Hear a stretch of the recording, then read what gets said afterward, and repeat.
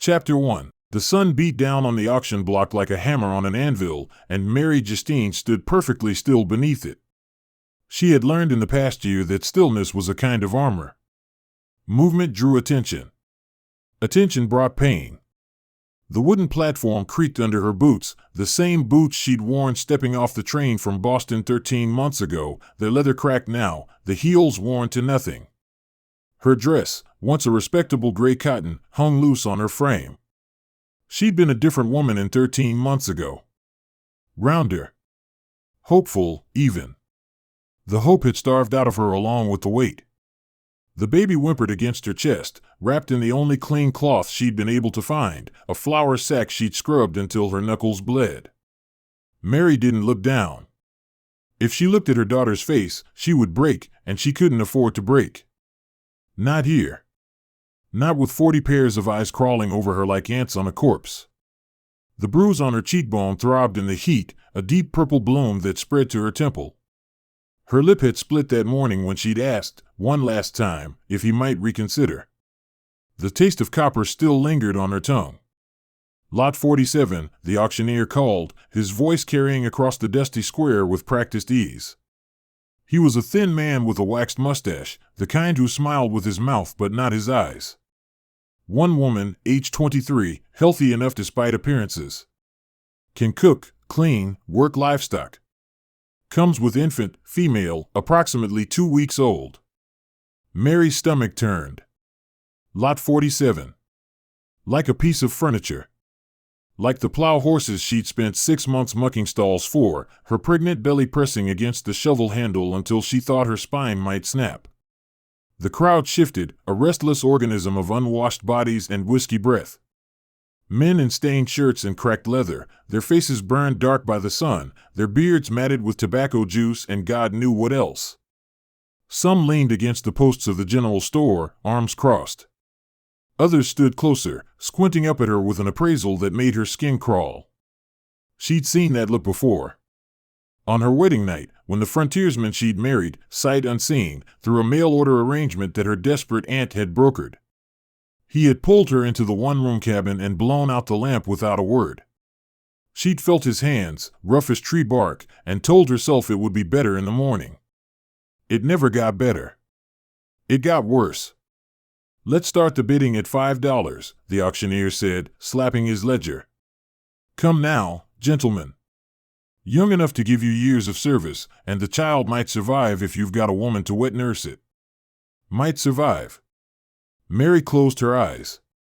Her daughter, she'd named her Hope, in a moment of wild defiance as the midwife laid the tiny, red creature on her chest. She deserved better than might survive. Deserved better than this town, this square, this relentless sun. Oh, God, what has come of the world?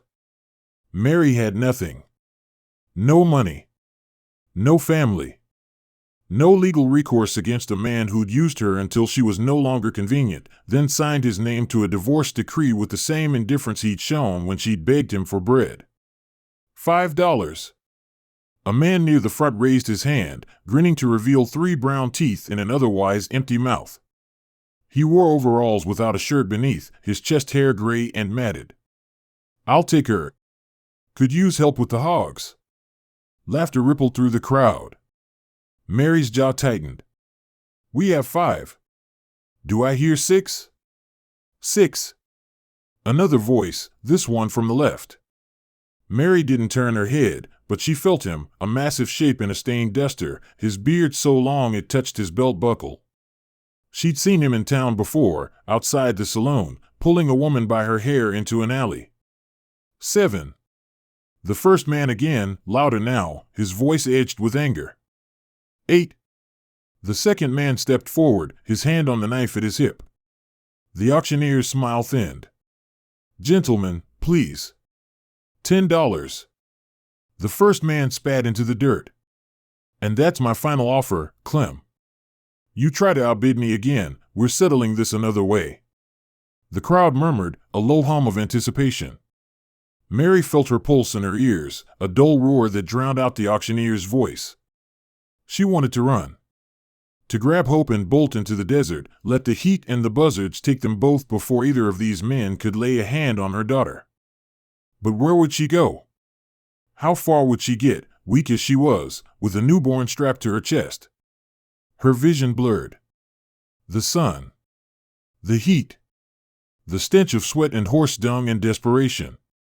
And then, above the square, in the second story of the land office, a window stood open to catch whatever breeze might stir the suffocating air.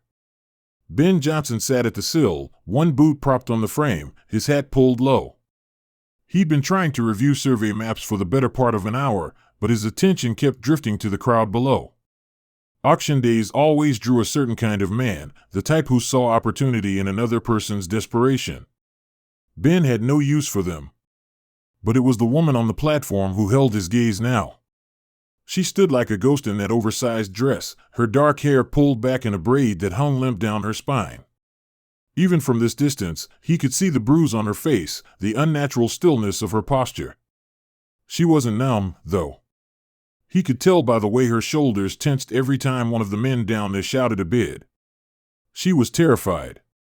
And she was holding a baby. Ben's hand tightened on the windowsill. He'd seen a lot in his 34 years, range wars, claim disputes, men shot over cards and women traded like livestock, but this turned his stomach in a way he hadn't felt since he was a boy, watching his own mother scrub floors in a Kansas brothel to keep them fed. $10, the toothless man shouted, and Ben saw the other bidder, a brute named Clem Harrow, known for beating his livestock and worse, reach for his knife. The auctioneer tried to regain control, but the crowd was already shifting, sensing blood. Ben stood. His chair scraped against the floor. He didn't think. Thinking would have talked him out of it, reminded him that he had a ranch to run, debts to pay, no business taking on a woman and child he didn't know. But his body moved anyway, toward the stairs, his boots loud on the wooden steps.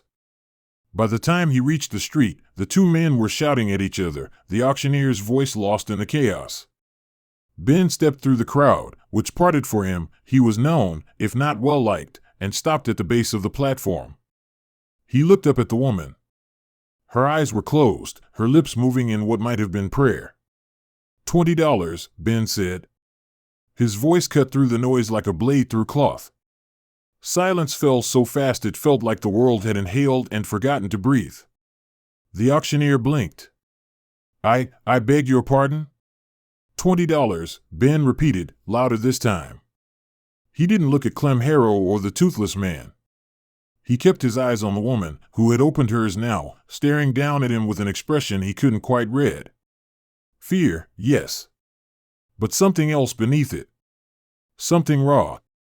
The auctioneer cleared his throat, recovering. That's twice the current bid, Mr. Johnson. Are you certain? I'm certain. The crowd shifted, murmuring. Clem Harrow spat into the dirt, his hand still on his knife, but he didn't speak. $20 was more than most men in this town made in a month. It was insane. The auctioneer looked around, as if expecting someone to challenge the bid. No one did. He raised his gavel. Sold. The crack of wood on wood echoed across the square. Lot 47 to Ben Johnson for $20. Ben didn't move. He stood there, staring up at the woman, at the baby in her arms, and felt the full weight of what he'd just done settle over him like a wet coat. The woman stared back, her lips parted, her eyes wide and dark and full of questions he didn't have answers to. And somewhere in the crowd, Clem Harrow laughed, a low, ugly sound that promised this wasn't over. Chapter 2. Ben waited while the auctioneer scribbled something in his ledger, the scratch of pen on paper unnaturally loud in the sudden quiet. The crowd hadn't dispersed. Men lingered at the edges of the square, watching, waiting to see what Ben Johnson would do with his expensive acquisition. He could feel their eyes like insects on his skin. The auctioneer cleared his throat. Payment up front, Mr. Johnson. You know the terms. Ben reached into his vest pocket and counted out $20 silver, one by one, onto the auctioneer's outstretched palm. Each coin was a week's worth of work, a fence mended, a dispute settled, a land survey completed. He'd been saving for a new broodmare. The ranch needed it. The ranch would have to wait. Much obliged, the auctioneer said, sweeping the coins into a leather pouch. He turned to the woman. Off you go, then.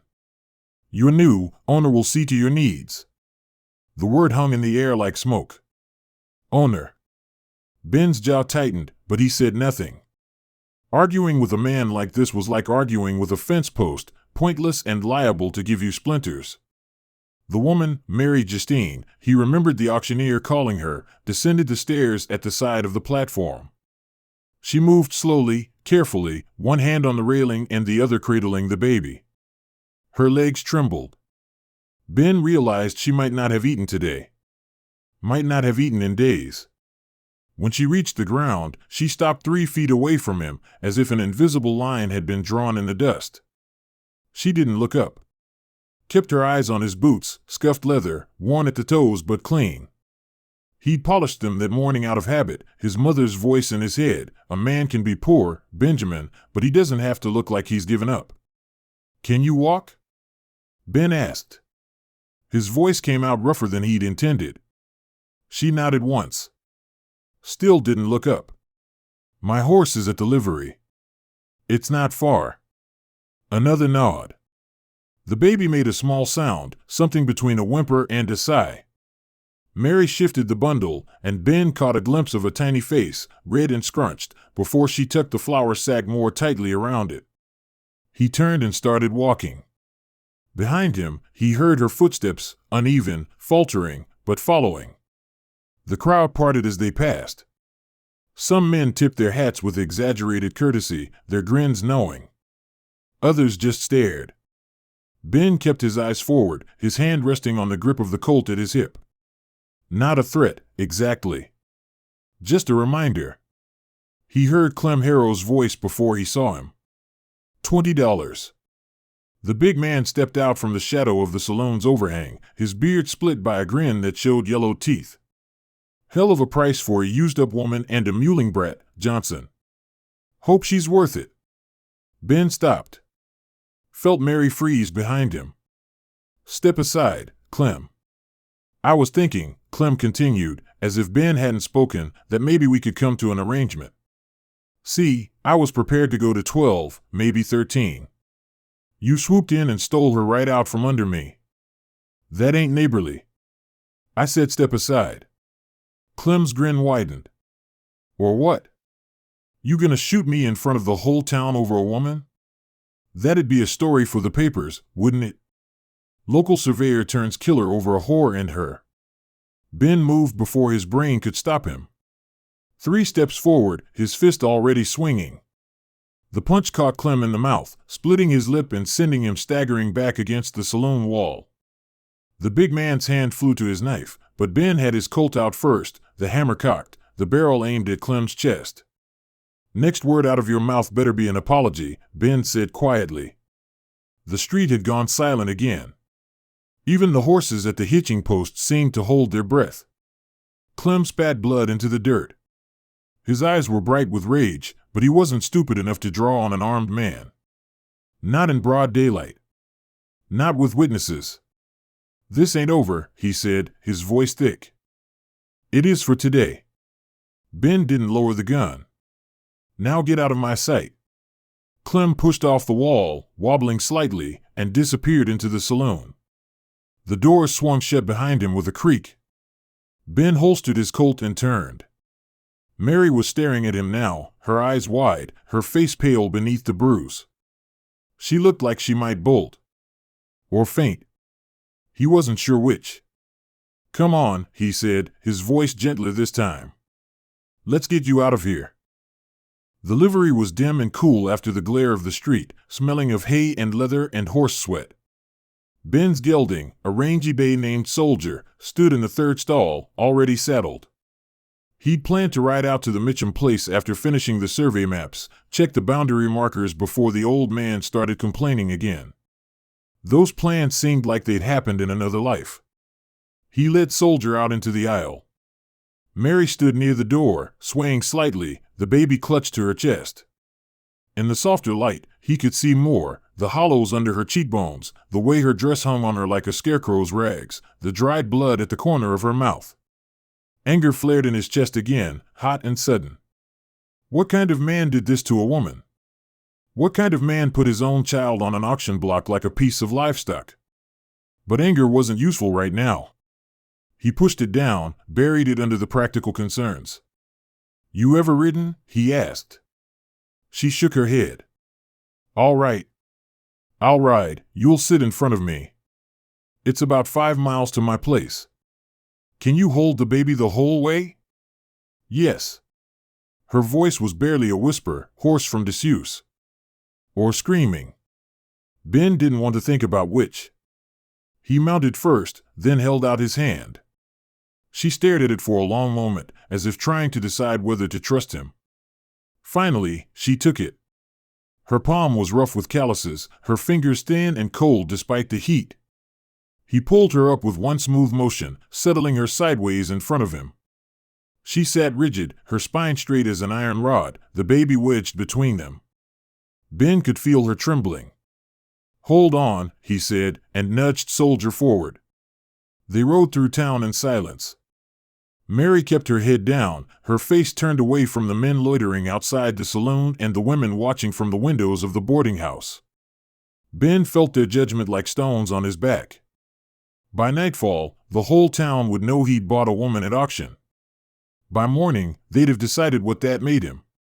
He'd stopped caring what this town thought of him a long time ago. They left the buildings behind, following the rutted road that led north into the hills. The land here was harsh, scrub brush and red rock, scattered pines clinging to life in the thin soil. Beautiful, in its way, if you had the eyes for it. Ben had learned to love it. Or at least to respect it. "What's her name?" he asked after a mile had passed. Mary didn't answer at first.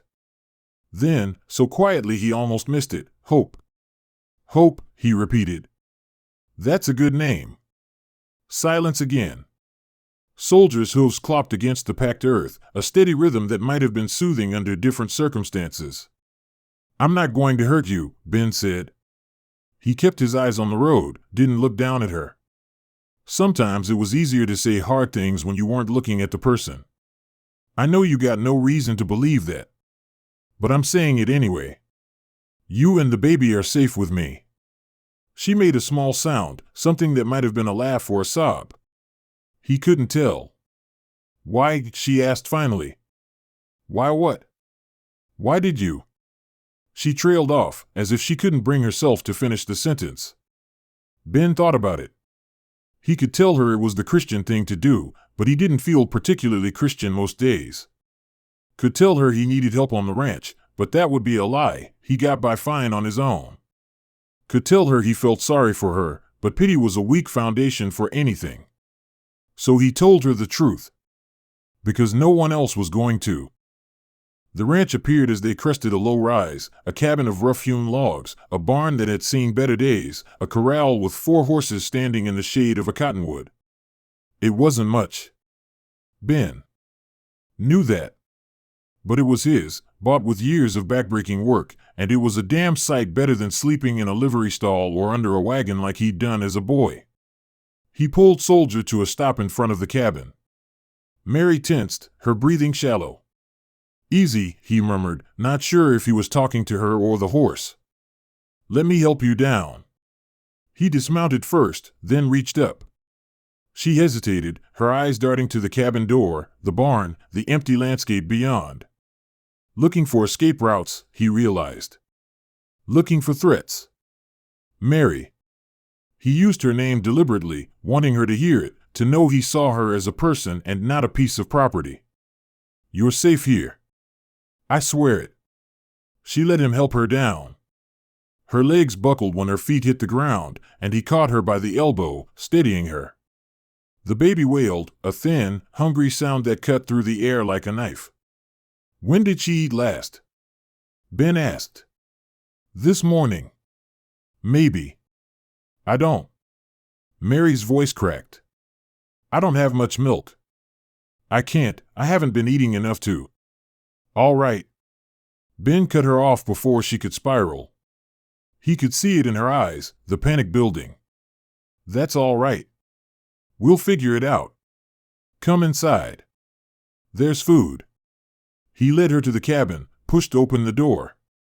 The interior was dim and sparse, a table with 2 chairs, a stone fireplace, a single bed in the corner covered with a worn quilt his mother had made 20 years ago. Everything was clean, at least. He'd learned young that clean was the difference between surviving and giving up. Mary stood in the doorway, swaying. The baby's cries grew more insistent.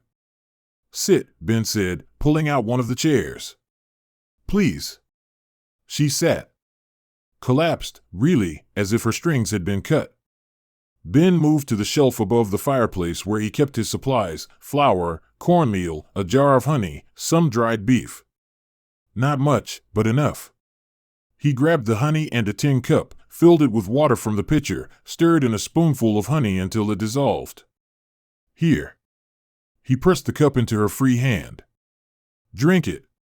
All of it. The sugar will help." She stared at him, then at the cup, as if suspecting poison. But thirst or desperation won out, and she drank. 3 long swallows, then 4. When she lowered the cup, her hand was shaking so badly the liquid sloshed. Ben took the cup, refilled it, gave it back. Again. She drank. The baby's cries had softened to whimpers. Mary looked down at the tiny face, her expression unreadable, then began to unbutton the front of her dress with one hand. Ben turned away quickly, busying himself at the stove, building up the fire, setting a pot of water to boil. He'd make broth, that was something she could stomach, something that might help her milk come in. Behind him, he heard the rustle of fabric, then the wet sounds of the baby nursing. The whimpering stopped. Silence filled the cabin, thick and heavy. Ben stared into the flames, listening to the crackle of kindling, and wondered what in God's name he'd gotten himself into. An hour later, Mary was asleep in his bed, the baby tucked against her side. Ben had given her the broth, watched her eat it slowly, mechanically, as if she'd forgotten what food tasted like. Then he'd insisted she lie down, just for a moment, just to rest. She'd been unconscious within seconds. Ben sat at the table now, his hat on the surface in front of him, staring at the dent in the crown. He should be working, should check the fence line, tend the horses, finish the survey maps so he could collect payment from the land office. Instead, he was listening to a strange woman breathe in his bed, trying to figure out how to keep a baby alive, and wondering when Clem Harrow would come looking for revenge. Because he would come. Men like Clem always did. Outside, the sun began its slow descent toward the horizon, painting the sky in shades of orange and red. Beautiful and ominous at once.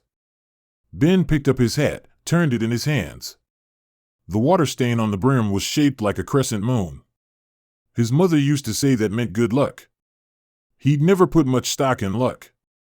The baby made a sound, a soft coo, and Mary stirred in her sleep, murmuring something he couldn't make out. Ben stood, walked to the window, and looked out at the darkening land. Somewhere out there, in the town he'd left behind, men were drinking and talking and making plans. Some of those plans, he knew, would involve him. He touched the grip of his Colt, checked that it was loaded. Then he pulled a chair to the door, sat facing the cabin's entrance, and waited for whatever the night would bring. Chapter 3. Mary woke to darkness and panic. For a moment, she didn't know where she was, only that the air smelled wrong, tasted wrong, felt wrong against her skin. Not the sharp tang of manure and unwashed wool she'd grown accustomed to in the frontiersman's cabin. Not the reek of whiskey and violence. This air smelled of wood smoke and something else. Something clean. Soap, maybe. Hope.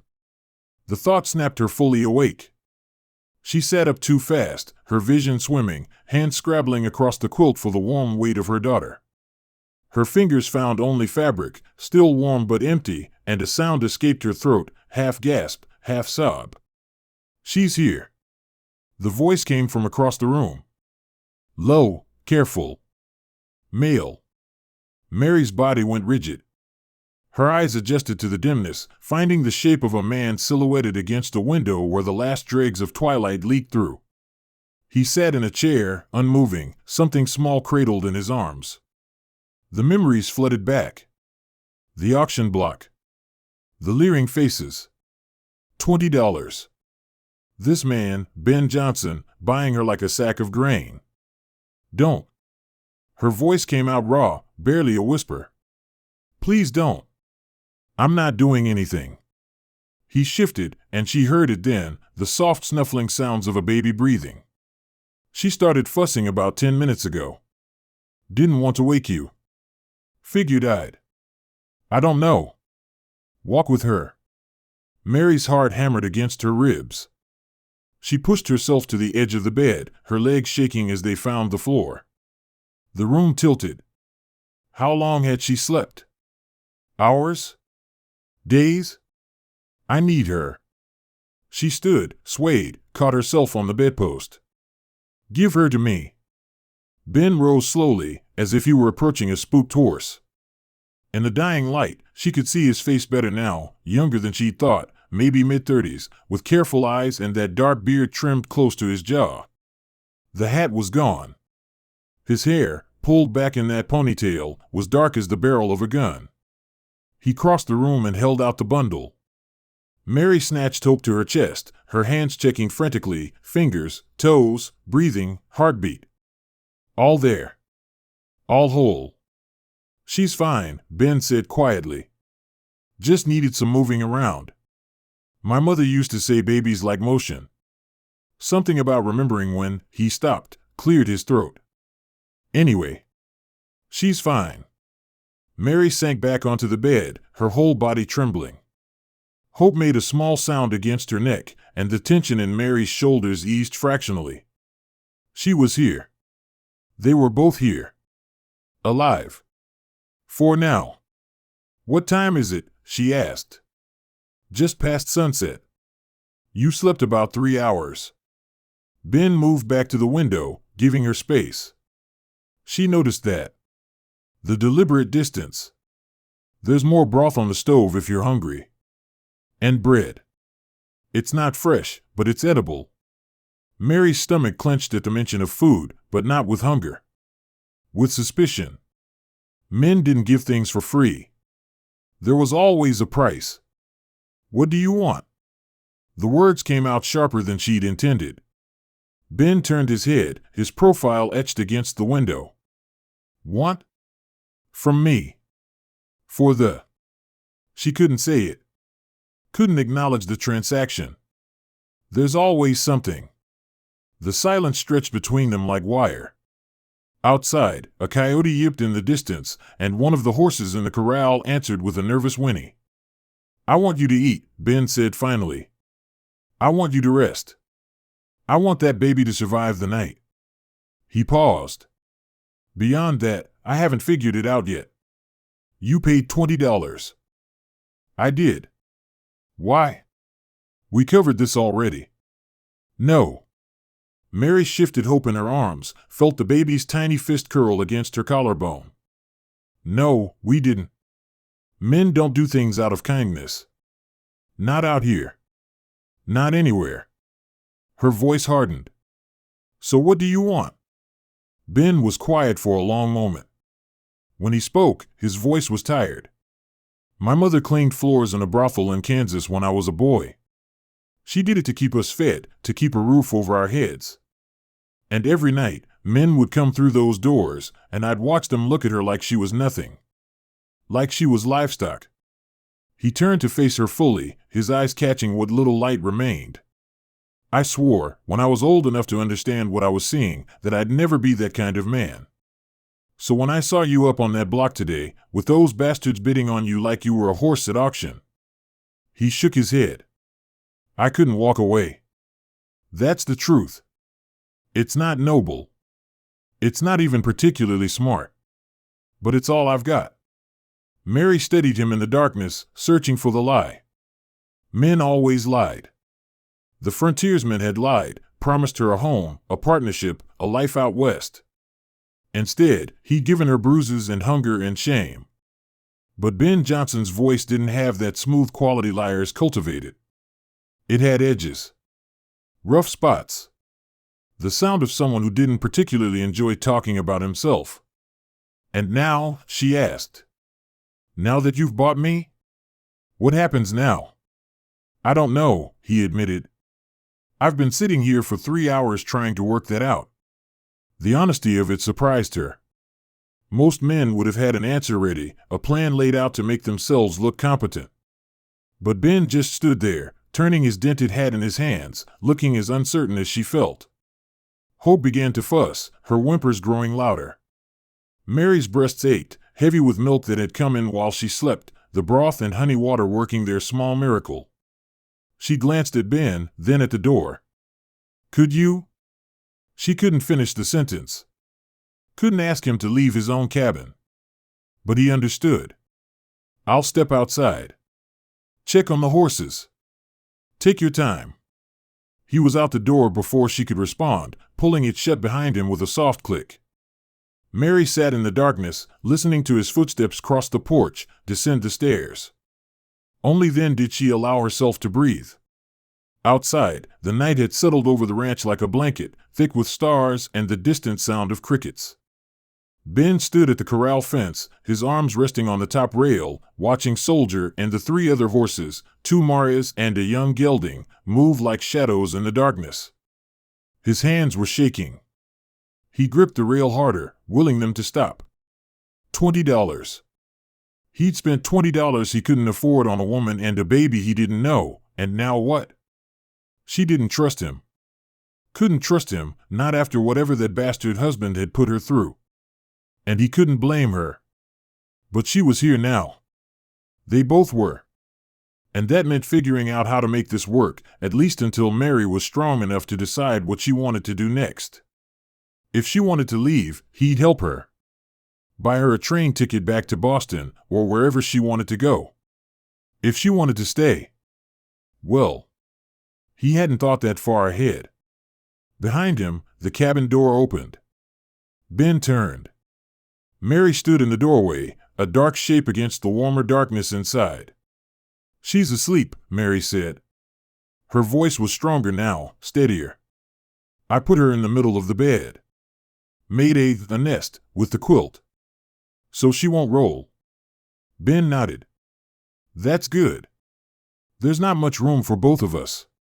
She hesitated. "In the bed, I mean. It's not very wide. I'll sleep out here." He gestured toward the porch. "Won't be the first time I've slept under the stars. It's your house. It's a warm night." He kept his tone casual, non-threatening. "And I'm used to it. Spent half my life sleeping rough." She didn't argue, which told him she was still afraid. Still waiting for the other boot to drop. He didn't take it personally. Trust wasn't given. It was earned, inch by painful inch. "There's a bar for the door," he said. "Inside. You should use it. Won't keep out someone determined, but it'll slow them down long enough for you to wake me." Mary's face was invisible in the shadows, but he heard her breath catch. "You think someone will come?" "I think it's better to be careful than sorry." She was silent for a moment. Then, "That man today. Clem. He said it wasn't over. Men like Clem say a lot of things. But you believe him?" Ben saw no point in lying. "Yeah. I believe him." Another silence, heavier this time. Mary wrapped her arms around herself, despite the warmth of the night. "Why did you hit him? You could have just walked away." "No," Ben said quietly. "I couldn't." He watched her process that, saw her shoulders tighten. She was afraid, he realized. Not just of Clem. Of him. Of what he'd done. Violence, even in her defense, was still violence. It was still a demonstration of what a man could do with his fists and his anger. "Mary." He took a step forward, then stopped when she tensed. "I'm not going to hurt you. But I am going to protect you. Those two things can exist together." "Can they?" The question was barely audible. "They have to." The night pressed in around them. Somewhere in the hills, a wolf howled, a lonely sound, full of hunger and distance. The horses stirred uneasily in the corral. "You should get some rest," Ben said. "Tomorrow's going to be a long day." "What happens tomorrow?" "Tomorrow, we figure out the next step. Maybe ride into town, get some proper supplies for the baby. Maybe start teaching you how things work around here, if you're up for it." He paused. "Or maybe we just take it an hour at a time and see where we land." Mary looked at him for a long moment. Then she nodded once, turned, and went back inside. He heard the bar slide into place with a solid thunk. Good. At least she was listening. Ben walked back to the porch, settled himself on the top step with his back against the post. From here, he could see the road that led back to town, a pale ribbon in the starlight, winding through the scrub brush and red rock. Nothing moved on that road now. But it was only a matter of time. In the cabin, Mary lay beside Hope in the darkness, listening to her daughter's tiny, steady breaths. The bar was in place. The door was locked. She checked it 3 times. Still, she couldn't sleep. Every sound made her flinch, the creak of wood settling, the rustle of wind through the cottonwood, the distant yip of coyotes. She kept expecting the door to burst open. Kept expecting hands on her, rough and demanding, taking what they'd paid for. But the door stayed closed. The night stayed quiet. And outside, Ben Johnson sat on the porch with a rifle across his knees, his eyes on the road, waiting for trouble that might not come tonight but would come eventually. Mary closed her eyes and tried to remember the last time she'd felt safe.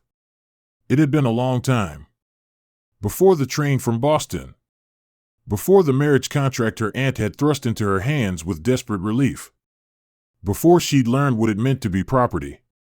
Maybe she'd never been safe at all. Maybe she'd just been too young to know the difference. Hope stirred against her, made a soft sound in her sleep. Mary pressed her lips to the baby's downy head, breathed in the sweet milk and soap smell of her. "I'll keep you safe," she whispered. "Whatever it takes. I'll keep you safe." It was a promise she had no idea how to keep. But it was all she had. Outside, the wind picked up, carrying with it the scent of dust and sage and coming storms. Ben shifted on the porch, his shadow long and still against the cabin wall. "Call it whatever you want. But it'll keep you safe. Both of you." He stood, walked to the window, looked out at the empty land. "I'm not asking for a wife in the usual sense. You'd have your own space, your own life. I'm just offering a name. Protection. A roof. Food. That's all." "That's all," she repeated, tasting the words. They felt too simple for what he was offering. Too clean. "Unless you want to go back to Boston," Ben added, still looking out the window. "I'll give you money for the train ticket.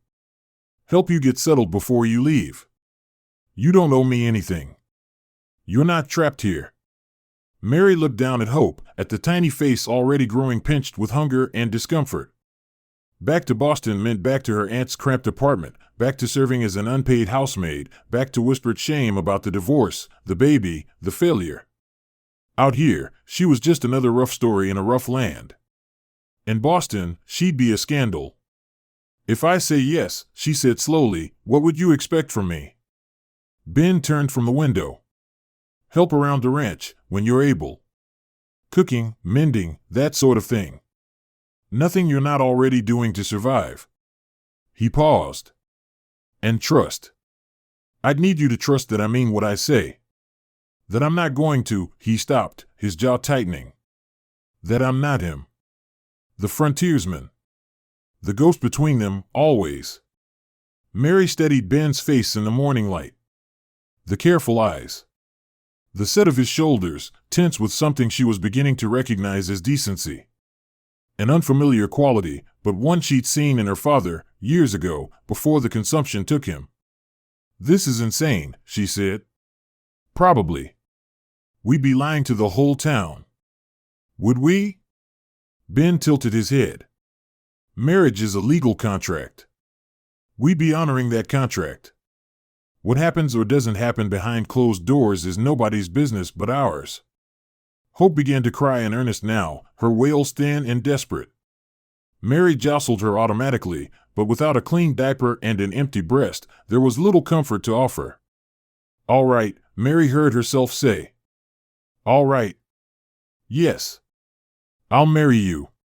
Ben nodded once, as if she'd just agreed to help mend a fence rather than bind her life to his. "Good. We'll ride into town this afternoon. See the preacher, get the papers signed. Pick up supplies while we're there." He moved toward the door, then paused. "Mary?" "Yes?" "This is going to work out. I promise you that." She wanted to believe him. God, how she wanted to believe him. But promises, in her experience, were just pretty words that men used before they broke you. They rode into town 3 hours later, Mary perched in front of Ben on Soldier's broad back, Hope tied against her chest with a length of cloth Ben had found in a trunk. The baby had nursed and fallen back asleep, her tiny body warm against Mary's ribs. The town looked different, still dusty, still rough, but less menacing somehow. Or maybe that was just because she wasn't standing on an auction block this time. Ben guided Soldier to the white-clapboard church at the edge of town, dismounted, and helped Mary down. Her legs were steadier today, her head clearer. The food and rest had done their work. "Wait here," Ben said, and disappeared inside. Mary stood in the shade of the church's overhang, watching the town move around her. Women in faded calico dresses carried baskets to the general store. Men loaded wagons with supplies. A group of children played in the street, kicking a ball made of rags and twine. Normal life. As if women weren't sold like cattle just days ago. As if the world wasn't cruel and arbitrary and vicious. The church door opened. Ben emerged with a thin man in a black coat, the preacher, Mary assumed. He had kind eyes and graying hair, and he looked at Mary with something that might have been sympathy. "Mrs. Justine," he said, then corrected himself. "Miss Justine. Benjamin tells me you're in need of immediate marriage services." Mary nodded, her throat tight. "And the child?" "My daughter." "Hope." The preacher's eyes softened. "A blessing, to be sure. Though born under difficult circumstances, I understand." She waited for the judgment, the sermon about sin and redemption. But the preacher just smiled. "Well then. Let's not waste time with formalities. Do you have witnesses?" "I'll fetch someone," Ben said, and strode toward the general store. He returned moments later with an older woman Mary didn't recognize and a grizzled man who ran the livery. They stood awkwardly in the church's entrance, looking bewildered but curious. The ceremony lasted less than 5 minutes. The preacher read from his book, asked the questions, received the answers. Mary's voice sounded strange in her own ears, distant and hollow. Ben's was steady, certain. "I now pronounce you man and wife. What God has joined, let no man separate." The words felt like chains and wings at the same time. Ben signed the register in his neat, careful hand. Mary signed below him, her script shaky. The witnesses added their names. The preacher blotted the ink, smiled. "Congratulations, Mr. and Mrs. Johnson." "Mrs. Johnson." Mary Justine Johnson. A new name to replace the one that had brought her nothing but pain. Ben paid the preacher. Mary saw him slip extra coins into the man's hand, and they stepped back into the sunlight. The witnesses had already wandered off, the excitement over. "That's done, then," Ben said. He didn't try to kiss her, didn't even take her hand. Just stood there, looking at her with those careful eyes. Now for the rest. The general store smelled of leather and tobacco and dried herbs. Mary followed Ben inside, acutely aware of the eyes that tracked their movement. The shopkeeper, a portly man with spectacles, looked up from his ledger and grinned. "Well, well. Mr. Johnson. Heard you made quite the purchase yesterday." Mary's cheeks burned. Ben's expression didn't change. "My wife," he said, his voice pointed, "needs supplies. For herself and the baby." The shopkeeper's grin faltered. Your wife? You got married? Just now. At the church. You can check with Preacher Davies if you don't believe me. Ben rested his hand on Mary's lower back, not possessive, just protective. Now. She needs fabric for diapers. Flannel, if you've got it. Cotton cloths. Some ready-made infant gowns if you carry them. And we'll need to see what you have in women's clothing. Dresses, undergarments, boots. Ben, Mary whispered, mortified. That's too much. It's necessary. He kept his eyes on the shopkeeper, who was scrambling to pull bolts of fabric from the shelves. What else? What do you need, Mary? She didn't know where to start. Everything, she wanted to say. She needed everything. But the word stuck in her throat.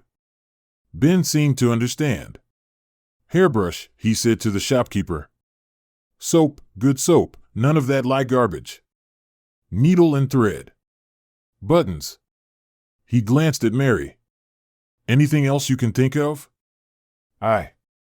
She looked down at Hope, sleeping peacefully against her chest. Maybe something for her. A proper blanket. The flour sack isn't.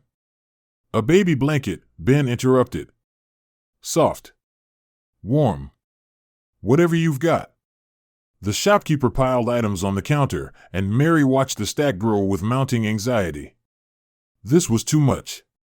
Far, far too much. She'd never be able to repay him. And dresses, Ben continued. 3, at least. Something practical. Ben, please. He turned to her, his expression gentle but firm. Mary. You can't work in rags. You can't take care of a baby in rags. This isn't charity. This is necessity. But I can't pay you back. I have nothing. You keep the cabin clean. You'll cook, once you've got your strength back. You'll help with the ranch work when you're able. His voice softened. That's payment enough. More than enough. The shopkeeper produced 3 dresses, simple cotton, nothing fancy, but clean and whole. Mary stared at them, her vision blurring. When was the last time she'd owned a dress that didn't have stains or holes? Try them on, Ben said. Make sure they fit. There's a room in back. She retreated to the small changing room, Hope still tied to her chest. The first dress, a dark blue with small white buttons, fit better than anything she'd worn in a year. The second, a gray-brown that reminded her of dove feathers, was slightly loose but comfortable. The third, a deep green, made her look almost pretty in the cracked mirror above the changing table. When she emerged, Ben was examining a bolt of soft yellow flannel. He looked up, and something flickered in his eyes, surprise, maybe, or appreciation. That one suits you, he said, nodding at the green dress. We'll take all 3. The shopkeeper tallied the purchases while Mary stood frozen, overwhelmed. The total came to more than she'd spent on anything in her entire life. Ben paid without hesitation, counting out bills from his tin box. Much obliged, the shopkeeper said, wrapping everything in brown paper. And congratulations on the marriage, Mr. Johnson. Mrs. Johnson. He winked at Mary. You landed yourself a good one there. Ben Johnson's the most honest man in this territory. Mary managed a weak smile. Ben just nodded and gathered the packages. They were heading toward the door when it opened, and Clem Harrow filled the frame. The air in the store changed instantly. Mary felt Ben go still beside her, felt the tension radiate off him like heat from a stove. Clem's eyes found Mary first, then slid to Ben. His lip, still split from yesterday's punch, curved into a smile. Well, he drawled. The happy couple. Heard you 2 tied the knot today. That was fast. His gaze dropped to Hope, then back to Mary. Real fast. Almost like you were desperate to make it legal before someone raised questions about whose baby that really is. Mary's hands tightened on the packages. Step aside, Clem, Ben said quietly. Oh, I will. Clem made an exaggerated show of moving out of the doorway. Just wanted to offer my congratulations. And maybe a friendly warning. I don't need your warnings. No? Clem leaned against the doorframe, his bolt blocking most of the exit. See, I've been thinking. About property rights. About auctions. About what happens when a sale gets complicated. His smile widened. You paid for her fair and square yesterday. But today she's your wife. Makes a man wonder if that first transaction was even legal. Makes a man wonder if maybe I should have protested. Filed a claim. There's no claim to file, Ben said, his voice hard as iron. She's my wife. The baby's going to be my daughter, soon as the adoption papers are signed. You've got no standing. We'll see about that. Clem straightened, rolled his massive shoulders. Enjoy your honeymoon, Johnson. But don't get too comfortable. Things have a way of changing out here. People have a way of disappearing. He tipped his hat to Mary, winked, and sauntered off down the street. Mary realized she'd stopped breathing. She dragged in air, felt it burn her lungs. He's going to kill us, she whispered. He's going to wait until we're alone and he's going to. No. Ben's hand found hers, squeezed once. His palm was warm, calloused, steady. No. He's not. I won't let him. But Mary had heard the threat in Clem's voice. Had seen the promise of violence in his eyes. And she knew, with the certainty of someone who'd already lost everything once, that this wasn't over. They rode back to the ranch in silence, the packages strapped behind Soldier's saddle. Mary held Hope close, breathed in the baby's sweet scent, and tried not to think about Clem Harrow's smile. When they reached the cabin, Ben helped her down, unloaded the supplies, and carried everything inside without a word. Mary followed, moving mechanically, setting up a makeshift changing area on the table. Hope woke as the sun began to set, hungry and fussy. Mary nursed her while Ben heated water for coffee, the domestic scene so normal it felt surreal. I'll need to change her, Mary said when the baby had finished. Could you? She expected him to leave, to give her privacy. Instead, Ben crossed to the table, looked down at Hope with an expression Mary couldn't quite read. Show me, he said. What? Show me how to do it. Change her. He met Mary's startled gaze. If I'm going to be her father, legally, I should know how to take care of her. Right? Mary blinked. In all her imaginings of what this marriage might be, this hadn't been part of it. The frontiersman had never so much as looked at Hope, let alone offered to help. All right, she said slowly. Unwrap her first. Carefully. Support her head. Ben's large hands moved with surprising gentleness, unfolding the cloth, revealing Hope's tiny, kicking legs. The soiled diaper made him wrinkle his nose, but he didn't flinch away. Now what? Clean her with the damp cloth. Be gentle. Then fold the fresh cloth like this, she demonstrated, creating a triangle. And pin it at the sides. Ben followed her instructions with intense concentration, his brow furrowed, his movements slow and precise. Hope squirmed and cooed, and something in his expression softened. She's so small, he murmured. How is anything this small supposed to survive out here? The same way anything survives, Mary said. By having someone to protect her. Ben finished pinning the diaper, lifted Hope carefully, cradled her against his chest. The baby looked impossibly tiny against his broad frame, her head barely spanning the width of his palm. Hey there, little one, he said softly. Guess I'm your father now. Or I will be, soon as I can get those papers filed. He glanced at Mary. That all right with you? If I do that? Make it legal? Mary's throat tightened. She nodded, not trusting her voice. Ben walked Hope to the window, swaying slightly, the motion instinctive. The baby's eyes drifted closed. And Mary, watching them silhouetted against the dying light, felt something shift in her chest. It wasn't love. Not yet. But it was the beginning of something. the first crack in the wall she'd built around her heart. "Ben," she said. He turned. "Thank you. For today. For everything." He looked at her for a long moment, hope sleeping peacefully in his arms. "You don't need to thank me, Mary. We're family now. That's what family does. Family." The word echoed in the space between them, fragile and fierce at once. Outside, the first stars were beginning to appear. The coyotes would be out soon, hunting in the darkness. And somewhere, Clem Harrow was sharpening his knives and nursing his grudge. But here, in this cabin, in this moment, Mary let herself believe in the impossible. She let herself believe she might survive this after all. Chapter 5. Mary woke before dawn to the sound of movement outside. For a moment, fear spiked through her, footsteps in the dark, someone approaching, but then she heard the low murmur of Ben's voice, speaking to the horses, and her heart slowed. She rose carefully, trying not to disturb Hope, and moved to the window. Ben stood in the corral, his back to the cabin, running a brush along Soldier's flank in long, steady strokes.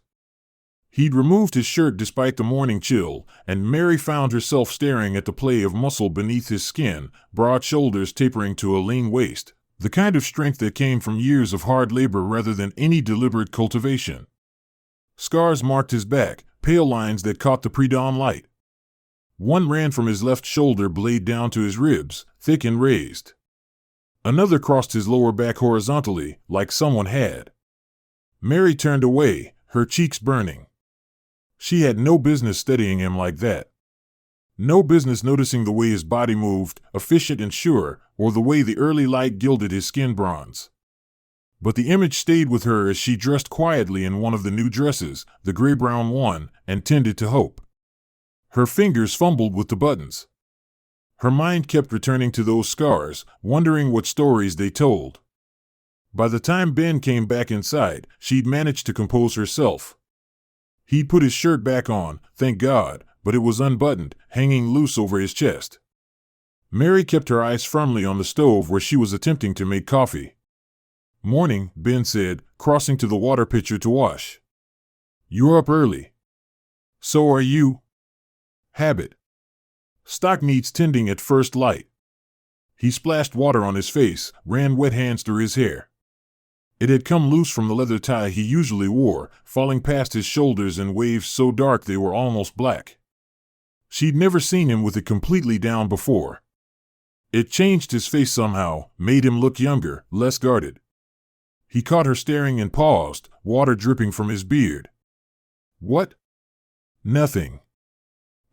Mary turned back to the stove, flustered. "Your hair. It's longer than I thought." Ben's hand went to it automatically, self-conscious. "Yeah. Been meaning to cut it. Just haven't gotten around to it." "Don't." The word came out before she could stop it. "I mean, it suits you." The silence that followed felt charged somehow, heavy with something Mary didn't know how to name. She heard Ben move, heard the rustle of fabric as he buttoned his shirt, heard his footsteps cross to the table. "Coffee smells good," he said finally, his voice carefully neutral. It was a lie. The coffee smelled burned. But Mary appreciated the kindness anyway. They fell into a routine over the next few days, a careful choreography of proximity and distance. Ben woke before dawn and tended the horses. Mary rose with Hope, nursed her, changed her, then started breakfast while Ben worked. He'd come in smelling of hay and leather and something else, something uniquely him, with smoke and sage and clean sweat. The scent would fill the cabin, and Mary found herself breathing deeper without meaning to. He was careful never to touch her unnecessarily. When he passed her the coffee pot, their fingers wouldn't meet. When he held Hope, he'd wait for Mary to take the baby rather than hand her over. The consideration should have been comforting. Instead, it made Mary hyper-aware of every near miss, every moment when his hand passed close to hers in the space above the table. She'd catch herself watching him. The way he'd push his hair back when he was concentrating on something, revealing a face that was stronger than it was handsome, all hard angles and withered skin, except for his eyes. Those were gray, she'd realized. Not the flat gray of stone, but the shifting gray of clouds before a storm. They could be soft when he looked at Hope, hard when he scanned the horizon for threats, and something else entirely in the moments when he thought Mary wasn't looking. She'd felt that gaze on her more than once. Working at the stove.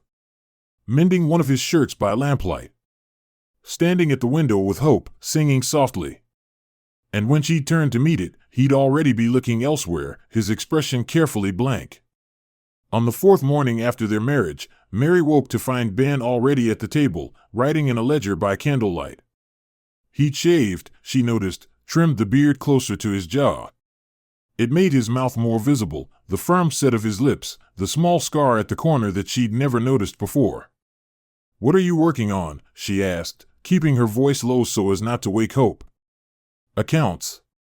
Trying to figure out the budget now that there's 3 of us." He glanced up, and in the candlelight his eyes were more silver than gray. "We're all right for now. But I'll need to take on more survey work soon. Maybe ride out to the Mitchum place, see if they still need that boundary dispute settled." "How long would you be gone?" 2, maybe 3 days. He set down his pen, steadied her face. "Would you be all right here? Alone?" The question was loaded with implications they both understood. Clem Harrow. The isolation. The vulnerability of a woman and baby with no protection. "I don't know," Mary admitted. Ben was quiet for a moment. "Then, I could teach you to shoot." "Not well, probably, that takes practice, but well enough to defend yourself if you had to." "I've never held a gun." "All the more reason to learn." He stood, crossed to the shelf where he kept his rifles, and pulled down a smaller one. "This is a Winchester. Lighter than the others. You'd be able to handle it easier." He brought it to the table, and Mary forced herself to look at it. The metal gleamed dully in the candlelight. She'd always associated guns with violence, with the frontiersman stumbling home drunk and firing shots into the ceiling. But in Ben's hands, the weapon looked different. Purposeful. Protective. "Can you show me?" she asked. "How to load it?" Ben's expression shifted, surprise, then approval. "Yeah. I can show you." He moved behind her, and Mary's breath caught as his arms came around her, positioning her hands on the rifle. His chest pressed against her back, solid and warm through the thin fabric of her nightgown and his shirt. She could feel his heartbeat, steady and slow. "Here." His voice was close to her ear, low and careful. "Your right hand here on the grip. Left hand supporting the barrel. Like this." His hands covered hers, adjusting her grip. His palms were rough with calluses, the hands of someone who'd worked his whole life. But the touch was gentle, guiding rather than forcing. Mary couldn't breathe. Couldn't think.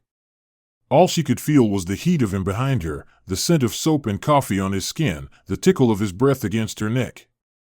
"You load it like this," Ben continued, seemingly unaware of the chaos he was creating in her chest. He demonstrated, his hands moving over hers, showing her the mechanism. "See? Not hard once you know the trick." "Ben," she whispered. He went still. "Yeah? I can't concentrate when you're—" She couldn't finish. Couldn't admit that his nearness was doing things to her equilibrium that had nothing to do with the weight of the rifle. For a long moment, neither of them moved. Mary could feel the tension in his body, the way his hands had tightened fractionally on hers. Then he stepped back, putting careful distance between them. "Sorry," he said, his voice rough. "I wasn't thinking." "No, I didn't mean." Mary turned to face him, still holding the rifle. In the candlelight, his face was all shadows and sharp edges. "I just need to focus. On the gun. That's all." It wasn't all. They both knew it. But Ben just nodded, moved to the other side of the table, and continued the lesson from a safe distance. By the time Hope woke and the lesson ended, Mary's hands were shaking. But not from fear of the weapon. That afternoon, Ben was repairing the corral fence when Mary brought him water. The sun beat down mercilessly, and he'd removed his shirt again, tossing it over a fence post. Sweat gleamed on his back, running in rivulets down his spine. Mary tried not to stare. Failed. "Thank you," Ben said, taking the tin cup from her. His fingers brushed hers, just for a second, just the barest contact, but Mary felt it like a spark jumping between dry wood. She pulled back quickly, folding her arms across her chest. Ben drank deeply, his throat working, then wiped his mouth with the back of his hand. A drop of water caught in his beard, sparkled in the sunlight. "Fence should be solid once I'm done," he said, gesturing at his work. "Been meaning to fix this section for weeks. Just never got around to it." "You do everything yourself," Mary observed. "The ranch, the survey work, all of it. Don't you ever get tired?" He smiled, a rare expression that transformed his face, softening those hard edges. "Every day. But that's life, isn't it? You do what needs doing. You could hire help. Can't afford it." He picked up the hammer, tested the nail he'd been working on. Satisfied, he moved to the next post. "Besides, I like the work. Keeps my hands busy. Keeps my mind from wandering." "Wandering where?" Ben drove the nail in with 3 sharp strikes, each blow precise and controlled. The muscles in his shoulders bunched and released, bunched and released. Places it shouldn't. The admission hung between them. Mary felt her pulse quicken. "Ben." "Mary, I need to tell you something." He set down the hammer, turned to face her fully. In the bright afternoon sun, she could see the green flecks in his gray eyes, the way his pupils contracted against the light. "I'm trying to do right by you. To give you space, let you heal. But I'm not made of stone. And having you in the cabin, seeing you every day, watching you with hope." He exhaled slowly. "It's harder than I thought it would be." Mary's mouth went dry. "What are you saying?" "I'm saying that this arrangement we have, the separate sleeping, the careful distance, it's necessary. For both of us. Because I made you a promise that I wouldn't, that this wouldn't be like your first marriage. That you'd be safe." His jaw tightened. "And I mean to keep that promise, even if it kills me." "I don't want you to die," Mary said, and was startled to realize she meant it. Desperately. Ben's expression flickered, surprise, hope, something darker. Then he schooled his features back to neutrality. "You know what I mean." "Do I?" "Mary." Her name in his mouth sounded like a warning and a plea at once. "Don't. Please." But she couldn't help it. Something had broken open inside her, some dam she'd built after the frontiersman's brutality. She thought all men were the same, rough and selfish and cruel. But Ben was none of those things. He was careful and kind and so achingly decent it made her chest hurt. And he wanted her. She could see it in the tension of his shoulders, and the way his hands clenched at his sides, and the heat of his gaze before he shuttered it away. She wanted him too. The realization was terrifying and exhilarating at once. "I should get back to work," Ben said, turning away. "Before the day gets any hotter." Mary watched him pick up the hammer, watched the play of muscle and sinew as he drove another nail home. And she thought about the sleeping arrangements, about the porch where he spent his nights while she took his bed, about the careful wall they'd built between them. That wall was cracking. She could feel it. The question was whether they'd let it fall, or spend the rest of their lives propping it up. That evening, Mary made stew, actual stew, with vegetables Ben had brought from town and meat from the smokehouse. It felt like a celebration somehow, this domestic ritual. Hope slept in the basket Ben had woven from willow branches, her tiny chest rising and falling in perfect contentment. They ate in comfortable silence, the scrape of spoons against bowls the only sound. But Mary was acutely aware of Ben across the table from her. The way lamplight caught in his hair, turning it blue-black. The strong column of his throat as he swallowed. The way his eyes would lift to hers between bites, holding for just a second before sliding away. "This is good," he said finally. "Really good. Where'd you learn to cook like this?" "My mother. Before she died." Mary stirred her stew, memories rising. She used to say that a woman who could make something nourishing from scraps would never go hungry. She was wrong about that. But the skill stayed with me anyway. Tell me about her. Mary looked up, surprised. Ben was leaning back in his chair, his expression open, genuinely curious. She was steady, Mary said slowly. Patient. She'd sing while she worked, old Irish songs her grandmother taught her. And she'd let me help, even when I was small and more hindrance than help.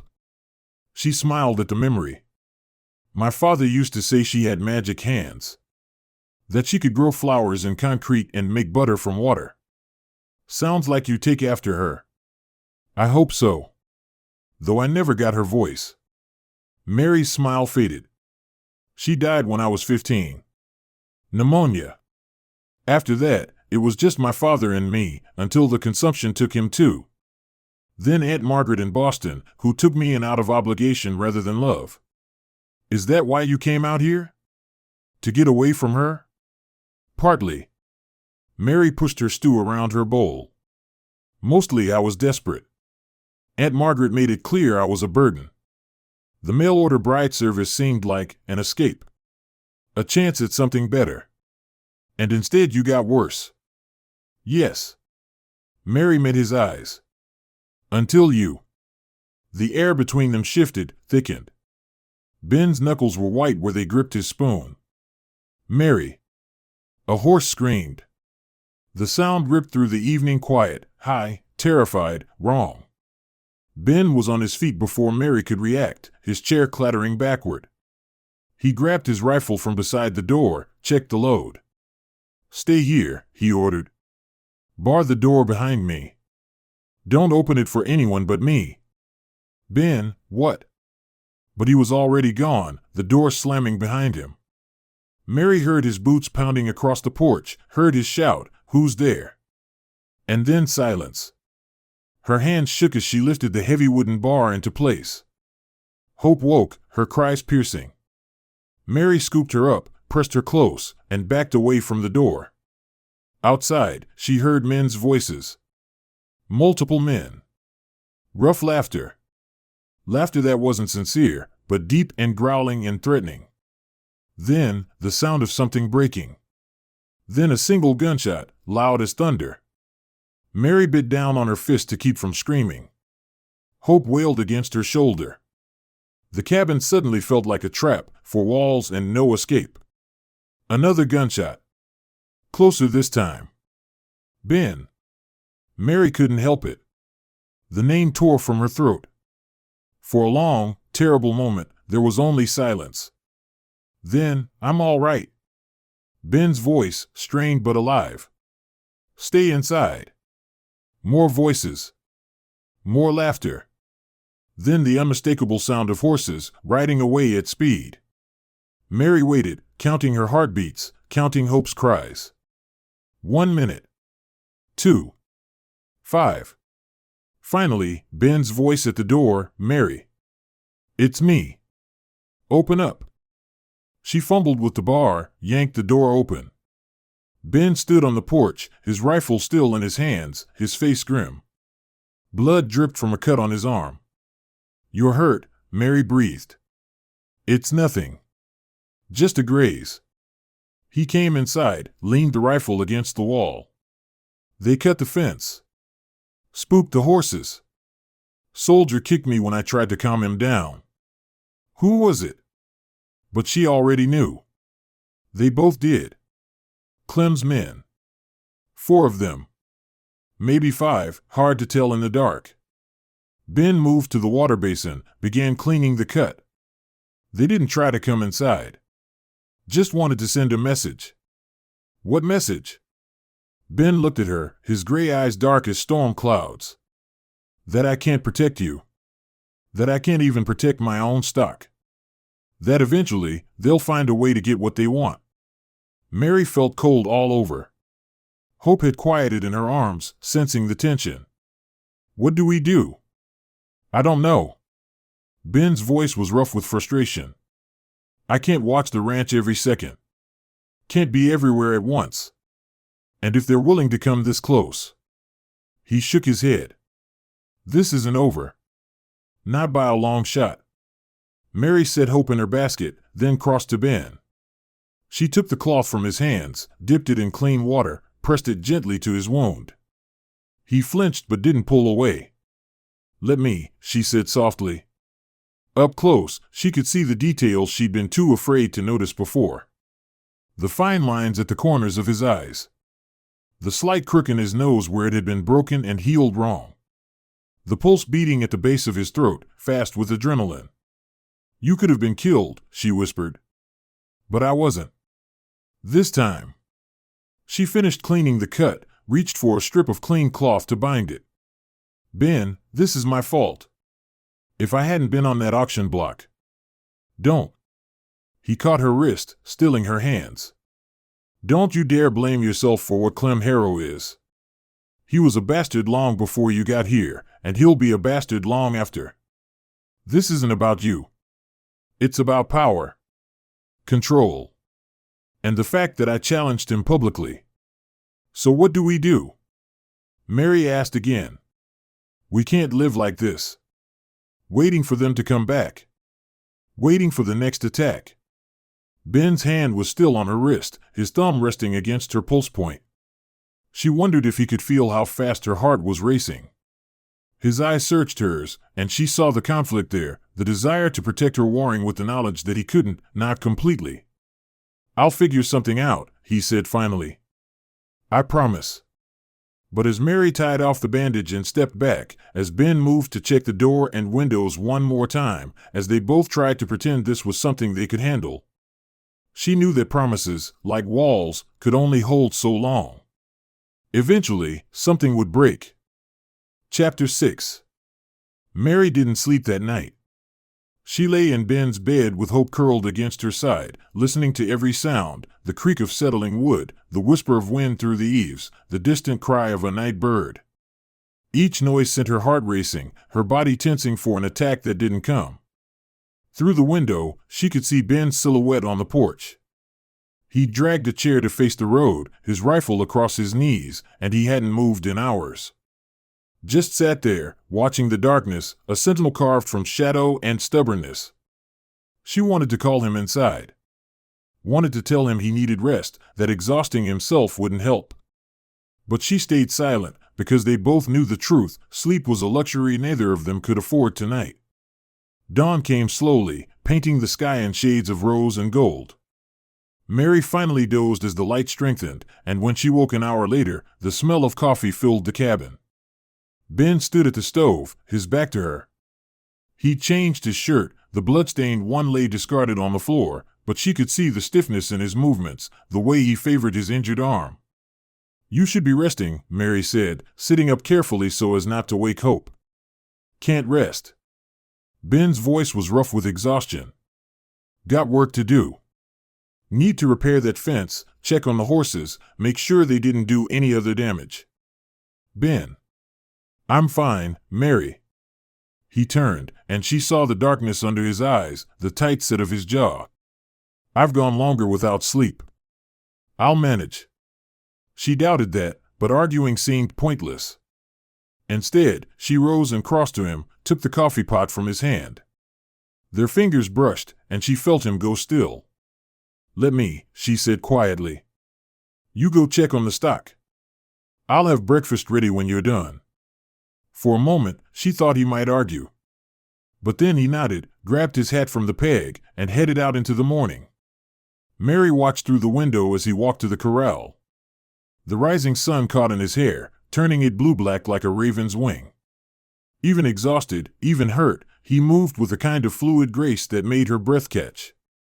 She'd grown up around working men, her father, the factory workers near Aunt Margaret's apartment, but none of them had carried themselves like Ben did. Like every movement was considered, purposeful, efficient. He leaned against the corral fence, and one of the mares, a pretty chestnut with a white blaze, came to him immediately, pressing her nose into his palm. Mary watched him stroke the horse's neck, his lips moving in words she couldn't hear. The tenderness of the gesture, the gentle way his hands moved over the animal's face, sent warmth spreading through her chest. This was the man who changed her daughter's diaper with the same careful attention he gave to everything else. The man who taught her to load a rifle while standing close enough that she could feel his heartbeat. The man who spent his nights on a hard porch to ensure she felt safe in his bed. The realization hit her with startling clarity. She was falling in love with him. The thought should have terrified her. She'd loved her first husband too, in the beginning, or thought she had. That love had curdled into fear and then into numb acceptance of her own worthlessness. But this feeling was different. Quieter. Steadier. Like something that had been growing in the dark corners of her heart without her noticing, until suddenly it was everywhere, undeniable and terrifying and real. Mary turned away from the window, her hands shaking as she poured coffee. She couldn't love him. It was too soon, too dangerous. Love made you vulnerable. Made you hope. And hope was the cruelest thing of all. By mid-morning, Ben had repaired the fence and rounded up the horses. Soldier had a scrape on his shoulder from the chaos, but otherwise the stock was unharmed. Ben came inside smelling of horse and sweat, his shirt clinging to his back. They cut 3 sections, he reported, washing his hands in the basin. Professional job. They knew exactly where to cut to cause the most panic. How do you know it was professional? Because I've seen fence cutting before. Most people just hack through anywhere. These cuts were clean. Strategic. He dried his hands, winced as he stretched his injured arm. Clem's got someone who knows what they're doing. Maybe a ranch hand he hired. Maybe someone with a grudge. Mary set a plate of eggs and biscuits in front of him. Eat. You need your strength. Ben obeyed, though she could see the tension in every line of his body. He ate mechanically, his mind clearly elsewhere. She poured him more coffee, then sat across from him with her own plate. What are we going to do? She asked.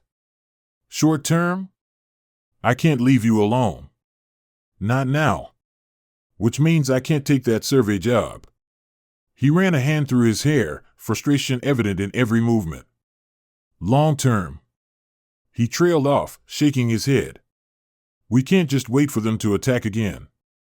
No. We can't.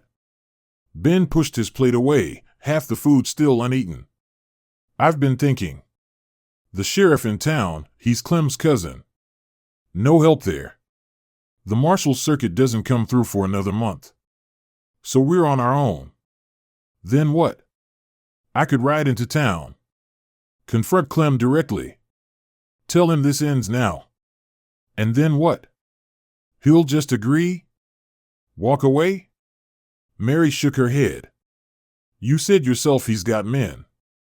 Maybe 5, maybe more. You ride in there, you won't ride back out.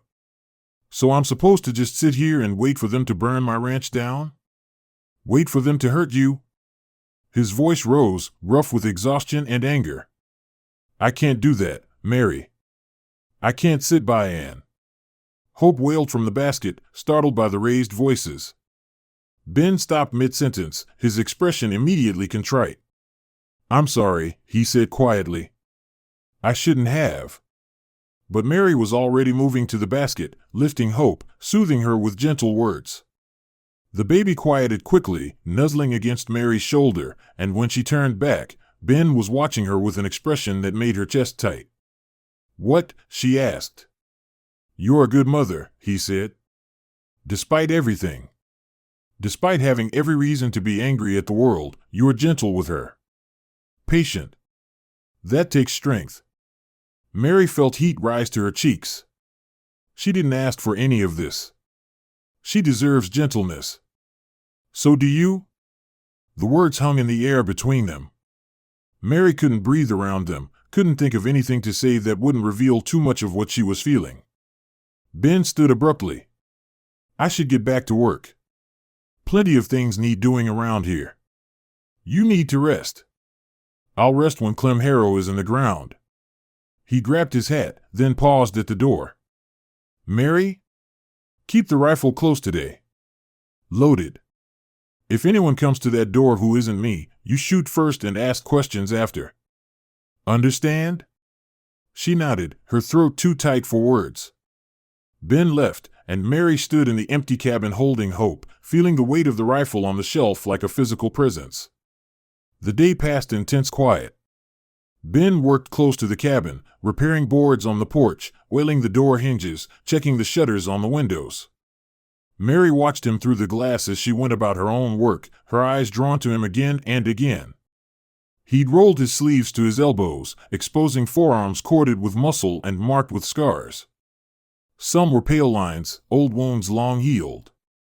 Others were newer, darker, burns from the forge where he'd repaired tools, cuts from barbed wire, the daily toll of ranch work. His hands moved with practiced efficiency, but she could see the strain in his shoulders, the way he'd pause occasionally to stretch his injured arm. Around noon, Mary brought him water and cold biscuits. He'd climbed onto the porch roof to check for loose shingles, and when she called up to him, he turned, shielding his eyes against the sun. "Come down," she said. "Eat something." "In a minute. Just need to." "Ben." "Come down." Something in her tone made him obey. He climbed down carefully, his boots finding purchase on the post, then dropping to the porch with a soft thud. Up close, she could see the exhaustion written in every line of his face. "Sit," she ordered, pointing to the chair he'd occupied all night. "Mary." "Sit." He sat. She handed him the water, watched his throat work as he drank. A drop escaped, ran down his jaw into his beard. She had the strangest urge to reach out and catch it with her thumb. Instead, she busied herself with arranging the food on a cloth napkin. "You're going to collapse if you keep this up." "I'm fine." "You're exhausted. You've been awake for 24 hours. You've been shot at, kicked by a horse, and you're working yourself to death out of, what? Guilt? Anger? Both." Ben set down the empty cup, scrubbed his hands over his face. "This is my fault. I brought you here. Put you in danger. And now, this is not your fault." Mary knelt in front of him, forcing him to meet her eyes. "You saved me, Ben. You saved Hope. What Clem Harrow chooses to do with his anger, that's on him. Not you." Ben's eyes, those shifting gray eyes that changed with his moods, fixed on hers. In the bright afternoon light, she could see the green flecks she'd noticed before, the darker ring around the iris. Beautiful eyes, though he'd probably never think of them that way. "I made you a promise," he said quietly. "That you'd be safe. That I'd protect you. And I'm failing." "You're not failing. You're here. You're fighting." She reached out without thinking, laid her hand over his where it rested on his knee. "That's more than anyone else has ever done for me." His hand turned under hers, his palm pressing against hers, his fingers curling slightly. The touch was electric, sending heat racing up her arm. They stayed like that for a moment, frozen, connected, the space between them charged with everything they weren't saying. Then Hope cried from inside the cabin, and the spell broke. Mary pulled back, stood quickly, her face burning. She needs." "Go ahead." Ben's voice was rough. "I'll finish up out here." Mary fled inside, her heart hammering. Behind her, she heard Ben's exhale, long and shaky. She pressed her hand to her chest, feeling the wild flutter of her pulse, and wondered how much longer they could keep pretending this was just an arrangement of convenience. That afternoon, while Hope napped, Mary practiced with the rifle. Ben set up targets, old tin cans balanced on fence posts, and stood behind her, correcting her stance, her grip, her breathing. "Look down the sight," he instructed, his voice close to her ear. "Pick your target. Breathe in. Hold it. Squeeze the trigger as you exhale. Don't pull, squeeze." Mary did as he said. The rifle kicked against her shoulder, the sound cracking across the open land. The gun stayed stubbornly in place.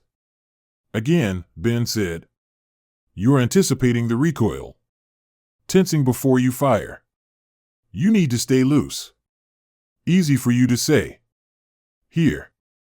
He moved closer, and Mary felt his chest against her back again, felt his hands come up to adjust her shoulders. "Relax. Like this. Feel the difference? She felt the difference, all right. Felt every point where his body touched hers, felt the heat of him seeping through her dress, felt the steady rhythm of his breathing against her spine. How was she supposed to concentrate on shooting when all she could think about was the way his thumb was rubbing slow circles on her shoulder, probably without him even realizing it? Now try, he said. Mary fired. The can flew off the post with a satisfying ping. There you go. Ben's voice carried a note of pride. Do it again. Prove it wasn't luck. She fired 4 more times, hitting 3 of the 5 targets. By the time she lowered the rifle, her shoulder ached and her ears rang, but something fierce and proud had settled in her chest. Good, Ben said, stepping back. She immediately missed his warmth. You won't win any marksmanship competitions, but you can defend yourself if you need to. That's what matters. Mary turned to face him. His hair had come loose from its tie again, falling around his face. She wanted to reach up and tuck it back, wanted to trace the line of his jaw with her fingers, wanted to. Mary? Ben's expression shifted, his eyes darkening. What are you thinking? The truth sat on her tongue, dangerous and impossible. I'm thinking about kissing you. I'm thinking about what your hands would feel like in my hair. I'm thinking that sleeping alone in your bed every night is becoming harder to bear. But she couldn't say any of that. So instead, she said, I'm thinking I wish I'd learned to shoot years ago. Might have changed things. It wasn't a lie, exactly. Just not the whole truth. Ben studied her face for a long moment, and she had the unsettling feeling he could see right through her. Then he nodded, took the rifle from her hands, and headed back to the cabin. Mary followed, watching the play of muscles in his back beneath his shirt, and wondered how much longer she could pretend she didn't want things she had no right to want. They ate dinner in near silence, the tension between them thick enough to cut. Every time their eyes met, something sparked: awareness, desire, fear. Ben's jaw was tight, his movements careful and controlled. Mary found herself hyper-aware of every sound he made, the scrape of his fork against his plate, the way he cleared his throat, the soft exhale when he reached for his coffee. After dinner, she washed the dishes while he checked the windows one more time, securing the shutters. Full dark had fallen, and somewhere in the distance, a coyote howled. The horses shifted nervously in the corral. I'm going to stay inside tonight, Ben said abruptly. On the floor by the door. Just in case. Mary's hand stilled in the dishwater. You can't sleep on the floor. Your back. My back is fine. Ben. Mary, please. He turned to face her, and the exhaustion in his eyes made her heart ache. I can't be out there tonight. Can't be that far from you. If something happens, if they come back. He shook his head. I need to be closer. She understood what he wasn't saying. That last night had terrified him as much as it had terrified her. That the distance between the porch and the cabin had felt like miles when the gunshots rang out. Then take the bed, she said. I'll sleep on the floor with Hope. Absolutely not. Then we'll share it. The words hung in the air like smoke. Ben went very still. Mary. That's not a good idea. It's a practical idea. The bed is big enough for 2 people if we stay on our own sides. We're married. Legally, if not, not in other ways. She forced herself to meet his eyes. Unless you don't trust yourself to. It's not me I'm worried about. His voice was low, strained. It's you. You've been through hell, Mary. You need time. Space. Not me in your bed, even if I'm on the other side of it. What if I don't want space? The question escaped before she could stop it. Ben's eyes widened, his breath catching audibly. Mary. I'm not made of glass, Ben. I won't shatter if you sleep in the same bed. And honestly. She swallowed hard, forced herself to continue. Honestly, I'd feel safer with you close by. That's all I'm saying. It wasn't all she was saying, and they both knew it. But Ben's resistance was crumbling. She could see it in the way his shoulders sagged, and the way his hand came up to rub the back of his neck. "All right," he said finally. "But I'm sleeping on top of the covers. Fully clothed. And if at any point you change your mind, you tell me and I'm back on the floor. Understand?" "I understand." They made the bed together in awkward silence, Mary laying out the quilts, Ben arranging the pillows. Hope was already asleep in her basket, which they placed on Mary's side of the bed, within arm's reach. When everything was ready, Mary changed into her nightgown behind the privacy screen Ben had fashioned from an old blanket. Her hands trembled as she fastened the buttons. This was madness. Absolute madness. But the thought of him sleeping on the hard floor, or out on the porch where anything could happen, was unbearable. She emerged to find Ben sitting on the edge of the bed, his boots already off, his shirt still on. He'd left his gun belt within easy reach on the bedside table. "I'll take this side," he said, gesturing to the side nearest the door. "You take that one." Mary nodded, climbed into bed on her side, pulled the covers up to her chin. Ben extinguished the lamp, plunging the cabin into darkness. She heard the creak of the bed as he lay down, heard his exhale as he settled. The bed suddenly felt very small. "Mary?" His voice came through the darkness, soft and uncertain. "Yes?" "If I snore, throw something at me." Despite everything, the fear, the tension, the impossible situation they'd found themselves in, Mary laughed. It was a quiet sound, almost rusty from disuse, but genuine. "I will," she promised. Silence settled over the cabin. Mary lay rigid, acutely aware of the man beside her. She could hear his breathing, slow and steady. Could feel the slight depression in the mattress where his weight rested. Could smell that scent that was uniquely his, leather and sage and something warm. "Ben," she whispered. "Yeah? Thank you. For everything." "You don't need to thank me." "I do. Because you didn't have to do any of this. You could have walked away from that auction. Could have left me to whatever fate those men had planned. But you didn't." She paused, gathering courage. "You're a good man, Ben Johnson. Better than you know." She heard his breath catch, heard the rustle of fabric as he shifted. Then his hand found hers in the darkness, just for a moment, just the briefest squeeze, before letting go. "Sleep, Mary. Tomorrow's a new day." She closed her eyes, tried to relax, tried to ignore the warmth radiating from the man beside her. Gradually, impossibly, sleep began to pull her under. She didn't see Ben turn his head to look at her in the darkness.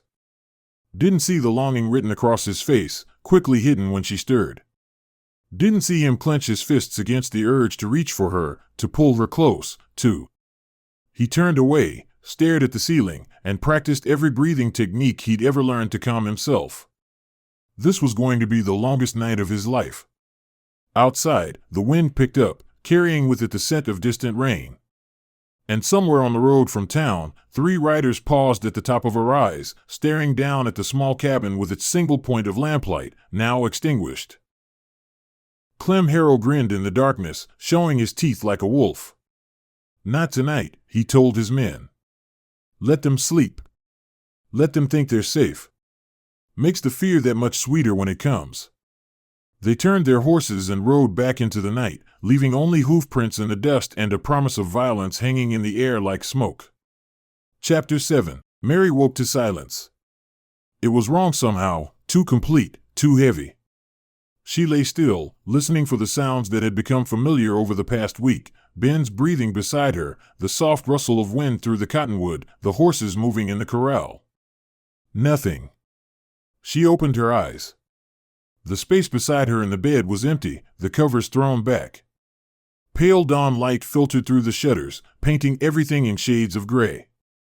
"Ben," she called softly. No answer. Mary sat up, her heart beginning to race. Hope slept peacefully in her basket, her tiny fist curled near her mouth. Mary rose, wrapped a shawl around her nightgown, and moved to the window. Ben stood in the corral, examining Soldier's hooves. Even from here, she could see the tension in his shoulders, the careful way he moved. He hadn't slept well. She'd felt him tossing restlessly all night, felt the heat of him even across the careful distance they'd maintained. As if sensing her gaze, he looked up. Their eyes met through the window, and something passed between them, acknowledgement, awareness, something that made her breath catch. Then he straightened, said something to the horse, and headed toward the cabin. Mary moved away from the window, suddenly conscious of her state of undress, her loose hair. She was braiding it quickly when he came through the door. "Morning," he said, his voice carefully neutral. "I didn't want to wake you. Is everything all right?" Soldier threw a shoe. "I need to ride into town, have the blacksmith fix it." He crossed to the table, began strapping on his gun belt. "I'll be gone most of the day. Maybe longer if he's backed up with work." Fear spiked through Mary's chest. "You're leaving?" "I have to. A horse can't work with a thrown shoe, and I need soldier sound in case." He stopped, but they both knew what he meant. "In case we need to run. Then I'll come with you. We'll both go." "Mary, it's a hard ride. 5 miles each way. And hope. I don't want to be here alone." The words came out more forcefully than she'd intended. "Please, Ben. Don't leave us here." He steadied her face, and she saw the conflict playing across his features. He didn't want to leave her either. But the horse needed attention, and taking a woman and infant on a 10-mile ride just to visit a blacksmith seemed excessive. "All right," he said finally. "Give me an hour to tend the stock and saddle up. We'll all go." Relief flooded through her. "Thank you." But fate, it seemed, had other plans. 20 minutes later, while Mary was dressing Hope and Ben was in the barn, they heard hoofbeats. Multiple horses, coming fast. Ben was out of the barn in seconds, his rifle in his hands. Mary froze at the cabin window, Hope clutched to her chest. 3 riders crested the rise, but they weren't Clem's men. One was the sheriff, his star gleaming dully in the morning light. The others wore badges too. Deputies, maybe. Mary watched Ben lower his rifle slightly, confusion evident in his posture. The sheriff dismounted, spoke to Ben in tones too low for Mary to hear. Ben's whole body went rigid.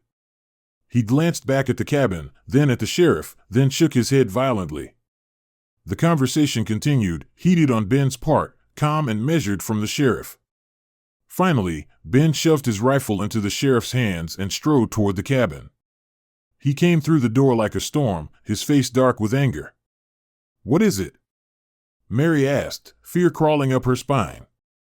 "What's wrong?" "They're arresting me." The words didn't make sense. "What? Why?" "Clem filed a complaint. Says I stole property from a legal auction. Says the marriage is a sham to cover up theft." Ben's hands clenched into fists. "It's bullshit. Complete bullshit. But the sheriff's Clem's cousin, and he's got a judge in his pocket who signed a warrant. They can't, you didn't. I know that. You know that. But out here, it doesn't matter what's true. It matters who has the power." He crossed to her, took her shoulders in his hands. His gray eyes were intense, boring into hers. "Mary, listen to me. This is a setup. They're getting me out of the way so they can." He stopped, his jaw working. "You need to bar the door. Take the rifle. Don't let anyone in. I'll be back as soon as I can. Tonight, maybe tomorrow." "Ben, no. Don't go. If this is a trap, I don't have a choice. If I resist, they'll shoot me for resisting arrest. At least this way I'm alive." He pulled her close, pressed his lips to her forehead, a brief, fierce kiss that stole her breath. "Keep Hope safe. Keep yourself safe. I'll come back. I swear it." Then he was gone, the door closing behind him with a finality that made Mary's chest ache. She ran to the window, watched the sheriff clap irons on Ben's wrists, watched them lift him onto a horse. Ben looked back once, his eyes finding hers through the glass. Then they rode away, and Mary was alone. She tried to follow Ben's instructions. Barred the door. loaded the rifle, went about her morning routine with hope, trying to maintain normalcy in a world that had just tilted sideways. But her hands shook. Every sound made her flinch. The cabin felt too big and too small at once, too much space to defend, not enough room to hide. Noon came and went. Mary managed to eat some bread, to nurse hope, to change her diaper with hands that wouldn't steady. She kept the rifle close, checking the load every few minutes even though she knew it was ready. The afternoon stretched endlessly. Mary found herself at the window again and again, scanning the horizon for riders. For Ben, coming back to tell her it had all been a mistake. Or for Clem's men, coming to finish what they'd started. She saw the dust cloud around 3 o'clock. For riders, coming from the direction of town. Not hurrying, but not dawdling either. The kind of purposeful approach that spoke of men who knew exactly where they were going and what they planned to do when they got there. Mary's blood turned to ice. She grabbed Hope from the basket, held her close. The baby fussed, sensing her mother's fear. Mary backed away from the window, her mind racing. The rifle. She needed the rifle. But she couldn't shoot with Hope in her arms, couldn't risk. The riders were close now. She could make out details. Clem Harrow in the lead, his bulk unmistakable even at a distance. 3 others behind him, men she didn't recognize, but their intent was clear in the set of their shoulders, the way they rode. They stopped 20 yards from the cabin. "Mrs. Johnson." Clem's voice carried across the space, false cheer dripping from every word. "I know you're in there. Your husband asked me to check on you. Make sure you're safe while he's indisposed." Mary said nothing. Didn't move. Hardly breathed. "Now, that's not very neighborly," Clem continued. "We just want to talk. Make sure you've got everything you need. It's a hard thing, being left alone out here. Dangerous, even. All sorts of accidents can happen." The threat was unmistakable. "Come out, Mrs. Johnson. We'll give you a ride into town. You can stay at the boarding house until your husband sorts out his legal troubles. Can't have you out here alone with a baby. Wouldn't be right." Mary's hand found the rifle, gripped it so hard her knuckles went white. But she couldn't fire. Couldn't risk them firing back with Hope in her arms. Couldn't. The sound of shattering glass made her scream. One of the men had thrown a rock through the front window, sending shards exploding inward. Hope began wailing. And before Mary could react, before she could think, before she could do anything, the door exploded inward, bar and all, splintering under the force of Clem's boot. He filled the doorway like a nightmare-given form. Up close, he was even bigger than she'd remembered. 6.5 feet of muscle and malice, his beard streaked with tobacco juice, his teeth yellow and broken. He smelled of whiskey and old sweat and something rancid, like meat gone bad. "There she is," he said, grinning. "The lady of the house." Mary raised the rifle with one hand, Hope clutched her chest with the other. "Get out. I'll shoot. I swear I'll." Clem moved faster than she thought possible for a man his size. His hand shot out, wrenched the rifle from her grip before she could fire, sent it clattering across the floor.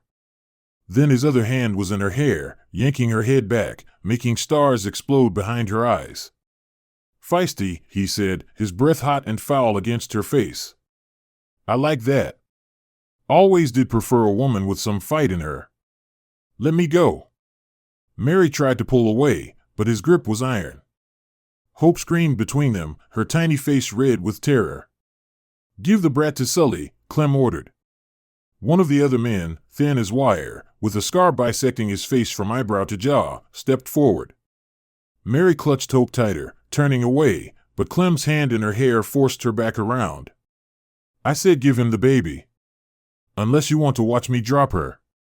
The threat was real. Mary could see it in his eyes, the absolute willingness to hurt an infant to get what he wanted. With shaking hands, she passed Hope to the scarred man. The baby's wails intensified, her tiny arms reaching for Mary. "Please," Mary begged, tears streaming down her face. "Please don't hurt her. She's just a baby." She hasn't done anything. We ain't gonna hurt her, Clem said. She's staying here. You're the one coming with us. The words didn't register at first. Then understanding crashed over her like cold water. No. No, I can't leave her. She needs me. She'll starve. Should have thought of that before you married a man who can't protect his property. Clem released her hair, grabbed her arm instead. His fingers dug in hard enough to bruise. You're coming to town with us. Gonna explain to the judge why you entered into a fraudulent marriage.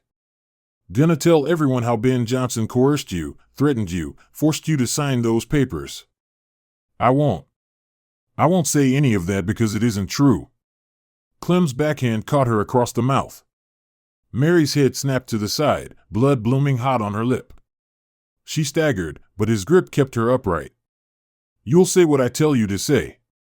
His voice dropped to a whisper, intimate and terrible. Or that baby won't be the only thing staying behind. Understand? Hope's screams had reached a fever pitch. Mary looked at her daughter in the scarred man's arms, looked at her red, terrified face, and felt something break inside her chest. Don't hurt her, she whispered. Whatever you do to me, just, please don't hurt her. That depends on you. Clem dragged her toward the door. Sully, put the brat in the basket. She'll be fine until someone finds her. No one's going to find her. Ben's in jail, there's no one else. Then I guess she better have good lungs. Clem hauled her out into the yard. The other two men had brought an extra horse, a nasty-looking gelding with rolling eyes and laid-back ears. Get on. Mary planted her feet. I don't know how to ride. Then you better learn fast. He lifted her bodily and threw her onto the horse's back. Mary scrambled for purchase, her nightgown riding up, her shawl falling away. She had no saddle, no reins, nothing to hold onto but the horse's mane. Wait, my boots, I need. But Clem was already mounting his own horse. One of his men, a heavy-set man with no front teeth, handed him a rope, which Clem fashioned into a rough lead and tied around the gelding's neck. You fall off, we drag you, Clem said conversationally. So I'd hold on tight if I were you. He spurred his horse forward. The gelding lurched after him, and Mary barely managed to stay on. Her bare feet dangled uselessly. Her hands twisted in the coarse hair of the mane. The horse's backbone dug into her pelvis with every jarring step. As they rode away from the cabin, Mary looked back. The door hung open on broken hinges. Shattered glass glittered in the dirt. And from inside, faint but distinct, came the sound of Hope's cries, growing fainter with every step. Mary tried to scream, tried to beg them to stop, but Clem just laughed and urged his horse faster. The gelding broke into a bone-rattling trot, and Mary could do nothing but hold on and pray she didn't fall. They rode for what felt like hours but was probably less than one. Every step sent pain shooting through Mary's body, her thighs burned from gripping the horse, her hands cramped from clutching the mane, her mouth throbbed where Clem had hit her. The sun beat down mercilessly, and she was dressed only in her nightgown, her skin already burning. The men talked amongst themselves as they rode, their voices carrying back to her on the wind. Think Johnson will come after her? The toothless one asked. Course he will, Clem said. That's the point. Man can't resist playing hero. He'll break out of that jail cell, come riding to her rescue, and then we'll have him for escaping custody and murder when we shoot him down. What about the girl? What about her? We'll have our fun, then dump her back at the ranch. Or maybe we won't. Haven't decided yet. Clem glanced back at Mary, his smile vicious. Depends on how cooperative she is. Mary's stomach turned. She knew what he meant. Knew what they planned. And there wasn't a thing she could do to stop it. But she could make it hard for them. Could fight every step of the way. Could make them work for whatever they took from her. She thought of Ben's face that morning, the way he'd kissed her forehead, the desperate promise in his eyes. She thought of Hope, alone in the cabin, crying for a mother who couldn't come. She thought of the rifle lessons, the target practice, the way Ben had taught her to be strong. And she decided that whatever happened next, she wouldn't make it easy. They stopped at an abandoned line shack about 2 hours from Ben's ranch. The structure was little more than a lean-to, 3 walls and a roof, with a stone fire pit in front. The perfect place for things you didn't want anyone to see. Clem dismounted first, then yanked on the rope. Mary's horse stopped so abruptly she nearly fell. Clem grabbed her by the waist and hauled her down, his hands lingering where they shouldn't. Mary twisted away, stumbled, fell to her knees in the dirt. Feisty, Clem said again, that same ugly grin. I'm gonna enjoy breaking that spirit. The scarred man, Sully, was building a fire. The toothless one was unsaddling the horses. The fourth man, who hadn't spoken at all, leaned against the shack wall and stared at Mary with flat, dead eyes. Mary's hands found a rock, half buried in the dirt. She closed her fingers around it, feeling its rough weight. Not much of a weapon, but better than nothing. Thirsty? Clem asked, pulling a flask from his saddlebag. He took a long pull, wiped his mouth with the back of his hand. No? More for me, then. The sun was beginning its descent toward the horizon. In a few hours, it would be dark. And in the dark, with 4 men and no witnesses, anything could happen. Mary thought of Ben. Wondered if he was still in jail, or if he'd somehow managed to get free. Wondered if he'd gone back to the ranch yet, if he'd found hope, if he was taking care of her, or if... She couldn't think about that. Couldn't let herself imagine Hope alone, starving, her cries unheard. Here's what's going to happen, Clem said, settling himself on a log near the fire. You're going to be real nice to us tonight. Real friendly. And tomorrow, we'll ride into town, you'll tell the judge what I tell you to tell him, and then, well, we'll see. Maybe you'll accidentally fall off your horse on the way back. Break your pretty neck. Tragic accident. Or maybe you'll disappear into the desert. Another mail-order bride who couldn't handle the frontier. Ben will kill you, Mary said, her voice hoarse. He'll hunt you down and... Ben Johnson will be dead by week's end. Clem's smile widened. And you know what the funny part is? The sheriff will probably give us a medal for it. Killing a dangerous criminal who escaped custody. We'll be heroes. The other men laughed, all except the silent one, who just kept staring at Mary with those dead eyes. Clem stood, stretched, began walking toward her. Now then. Let's get better acquainted, shall we? Mary's hand tightened on the rock. Her muscles coiled, ready to fight, ready to. Hoofbeats. Fast. Coming from the direction of town. Clem froze, his hand going to his gun. The other men scrambled to their feet, drawing weapons, forming a defensive line. A single rider crested the rise, horse-lathered and heaving. He slid to a stop in a spray of gravel, nearly falling from the saddle in his haste. Clem, he gasped. Johnson, he got out, busted through the jail wall with a stolen horse, he's coming. When? Clem barked. Maybe an hour behind me, maybe less, he's riding like the devil himself. Clem cursed, long and vicious. Then his eyes cut to Mary, and something in them made her blood run cold. Change of plans, he said. We're not waiting around for him to catch up. Sully, get the horses ready. We're riding to the canyon. I know a place where we can ford up, pick him off when he comes looking. What about her? Sully asked, gesturing to Mary. Clem's smile was pure evil. She's bait. He'll come for her, and when he does, we'll be ready. They hauled Mary back onto the horse, bound her hands this time with rough hemp that bit into her wrists. She could feel blood trickling down her palms where the rope cut skin. The silent man mounted behind her, his arm like an iron bar around her waist, keeping her in place. As they rode out, heading deeper into the Badlands, Mary looked back one last time at the line shack. Somewhere beyond it, beyond the hills and the desert and the miles of nothing, Ben was coming. She'd asked him once why he'd bought her. He'd said, because no one else was going to. Now she understood. He'd seen her as someone worth saving. Someone worth fighting for. And he was riding into a trap to prove it. Please, she prayed to whatever God might be listening. Please let him be smart enough to see it coming. Please don't let him die for me. But in her heart, she knew the truth. Ben Johnson would ride straight into hell itself if that's what it took to bring her home. And these men were counting on it. Chapter 8. Ben knew it was a setup the moment the sheriff clapped the irons on his wrists. The metal bit into his skin, cold and unforgiving, but not as cold as the realization flooding his veins like poison.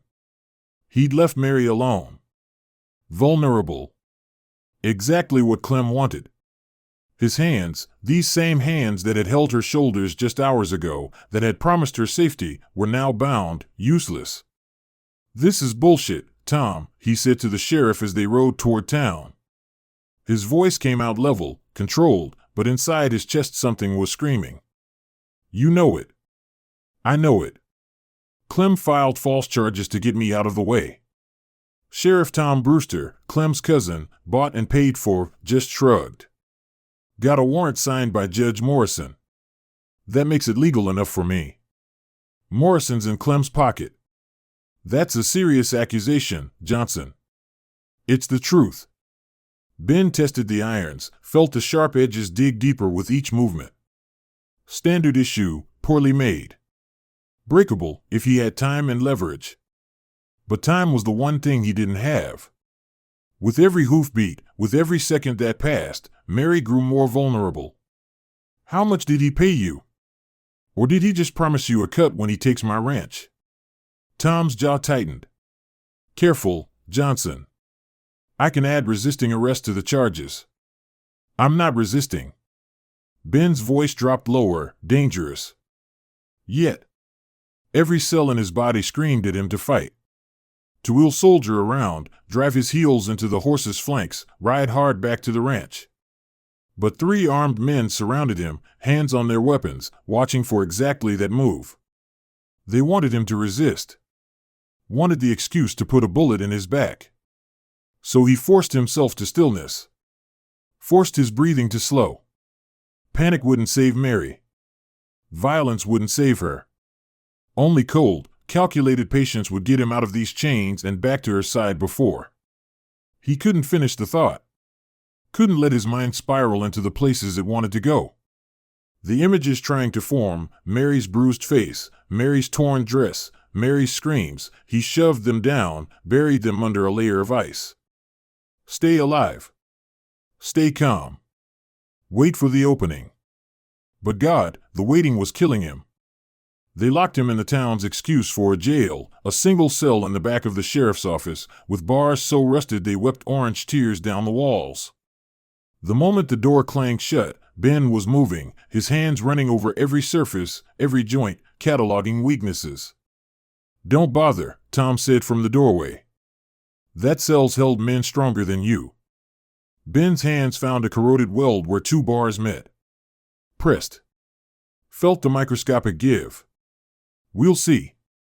Tom left him there, his footsteps echoing away down the hall, and the silence that followed was suffocating. Ben stood in the center of the cell, his chest heaving, his mind racing through scenarios. How long did he have? An hour? 2? Clem wouldn't waste time. He'd go straight for the ranch, straight for Mary. Would he hurt her immediately? Or would he wait, savor it, draw out Ben's suffering? Don't think about it. Focus. But the thoughts came anyway, unbidden and vicious. Mary standing on that auction block, terrified and alone. Mary in his cabin, learning to trust again. Mary in his bed last night, so close he could have reached across the space between them and touched her face. Mary looking at him through the window that morning with those brown eyes, soft as creek stone, warm as summer earth, holding something he'd been too afraid to name. And now she was in Clem's hands. Ben's vision blurred red.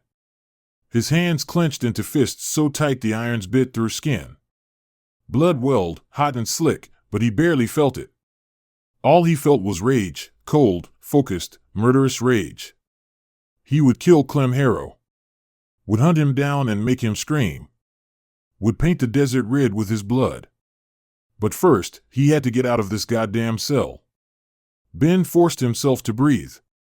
In. Out. In. Out. The rage was useful, but only if he controlled it. Let it fuel him without consuming him. He steadied the cell again, this time with the clarity that came after the first wave of panic had passed. The bars were old, yes. But the back wall was older, adobe and timber, the kind of construction from 20 years ago when nobody cared about codes or structural integrity. Water damage marked the ceiling where rain had leaked through for years. The wooden beam directly above the cot was dark with rot, sagging slightly in the middle. That was his way out.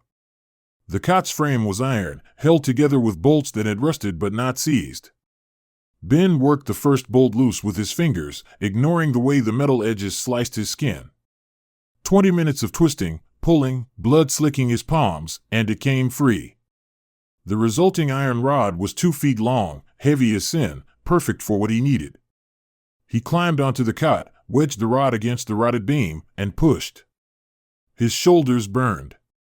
His injured arm, the one soldier had kicked, barely healed, screamed as the bandage soaked through with fresh blood.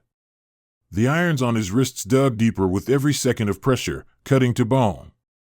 Ben gritted his teeth and pushed harder. Used his legs, his back, channeled every ounce of desperate strength into that single point of leverage. The beam groaned. Dust rained down. Still Ben pushed. Mary. Hope. Get to them. Save them. The beam cracked with a sound like thunder. Ben froze, every muscle locked. In the front office, he heard a chair scrape. The deputy had heard it. Footsteps approached, quick and uncertain. No time for subtlety now.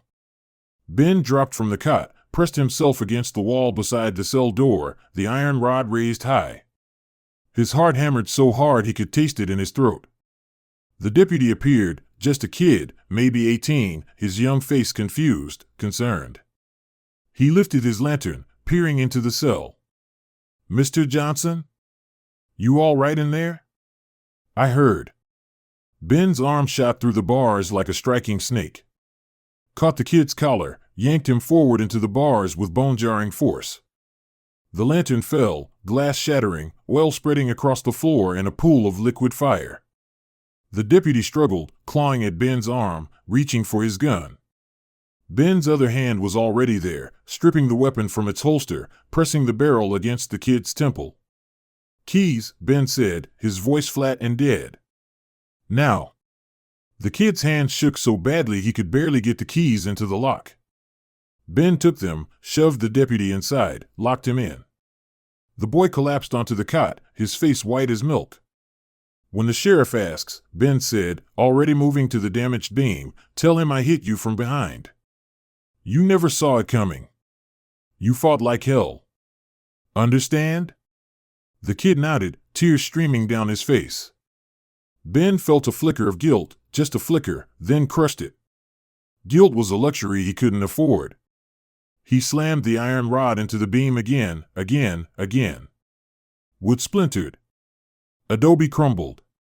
The hole widened, and then Ben was forcing himself through, feeling the rough edges tear his shirt, his skin, not caring, not stopping until he dropped into the alley behind the jail.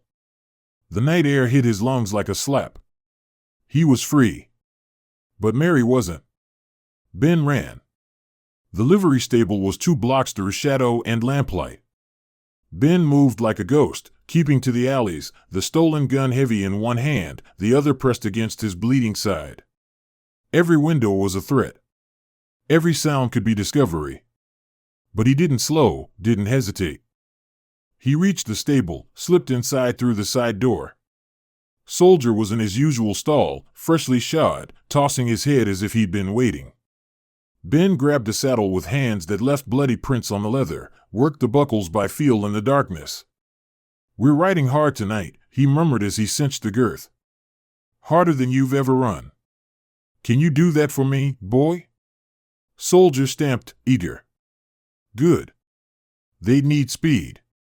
They'd need." Voices outside. Multiple men.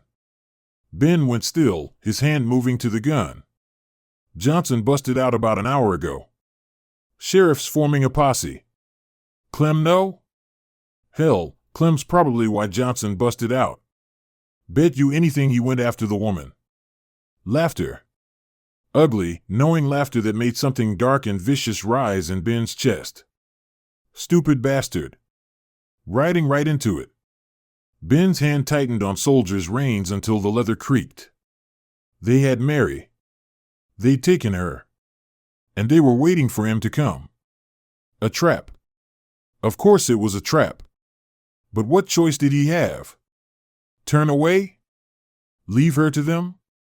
The thought lasted half a second before his mind rejected it completely, viscerally, the way a body rejects poison. He'd ride into their trap. He'd ride into hell itself if that's what it took. But he'd come out the other side. And he'd bring Mary with him. Or he'd die trying. Ben waited until the voices moved away, then led Soldier out the back. Mounted. The horse sensed his urgency, dancing sideways, ready to run. Ben dug his heels in and Soldier exploded forward, hooves thundering on the hard-packed street. Behind him, someone shouted. A gunshot cracked, the bullet whining past his ears so close he felt the wind of its passage. Another shot, this one sparking off the ground beside Soldier's hooves. Then they were clear of the buildings, hitting open ground, and Ben leaned low over Soldier's neck, urging him faster. The horse stretched out beneath him, finding another gear, his powerful muscles bunching and releasing in perfect rhythm. But not fast enough. It would never be fast enough. The ride back to the ranch was an eternity compressed into 30 minutes. Every second dragged like hours. Every hoofbeat pounded against Ben's skull like accusations. Too slow. Too late. She's hurt. She's dying. She's... No. He shoved the thoughts away, but they kept coming, relentless as a tide. He thought of Mary's hands, so much smaller than his, marked with calluses that told stories of suffering she'd never deserved. Those hands gripping his at the fence, trusting him. Those hands loading the rifle he'd taught her to use. Those hands reaching for hope with infinite gentleness. He thought of her voice, hoarse and soft, the way she'd whispered his name in the darkness last night. The way she'd said home like she finally believed such a place could exist for her. He thought of her eyes, brown as creek stone, warm as summer earth, and the way they'd met his that morning through the window. Something in that gaze had reached inside his chest and grabbed hold, and he'd been too much of a coward to name it, too afraid to reach back. If he lost her before he could tell her. Soldier stumbled. Ben caught him, steadied him, forced himself to ease up. Killing the horse wouldn't help Mary. They still had miles to go. Easy, boy. I know. But we need you strong. The horse settled back into a ground-eating lope.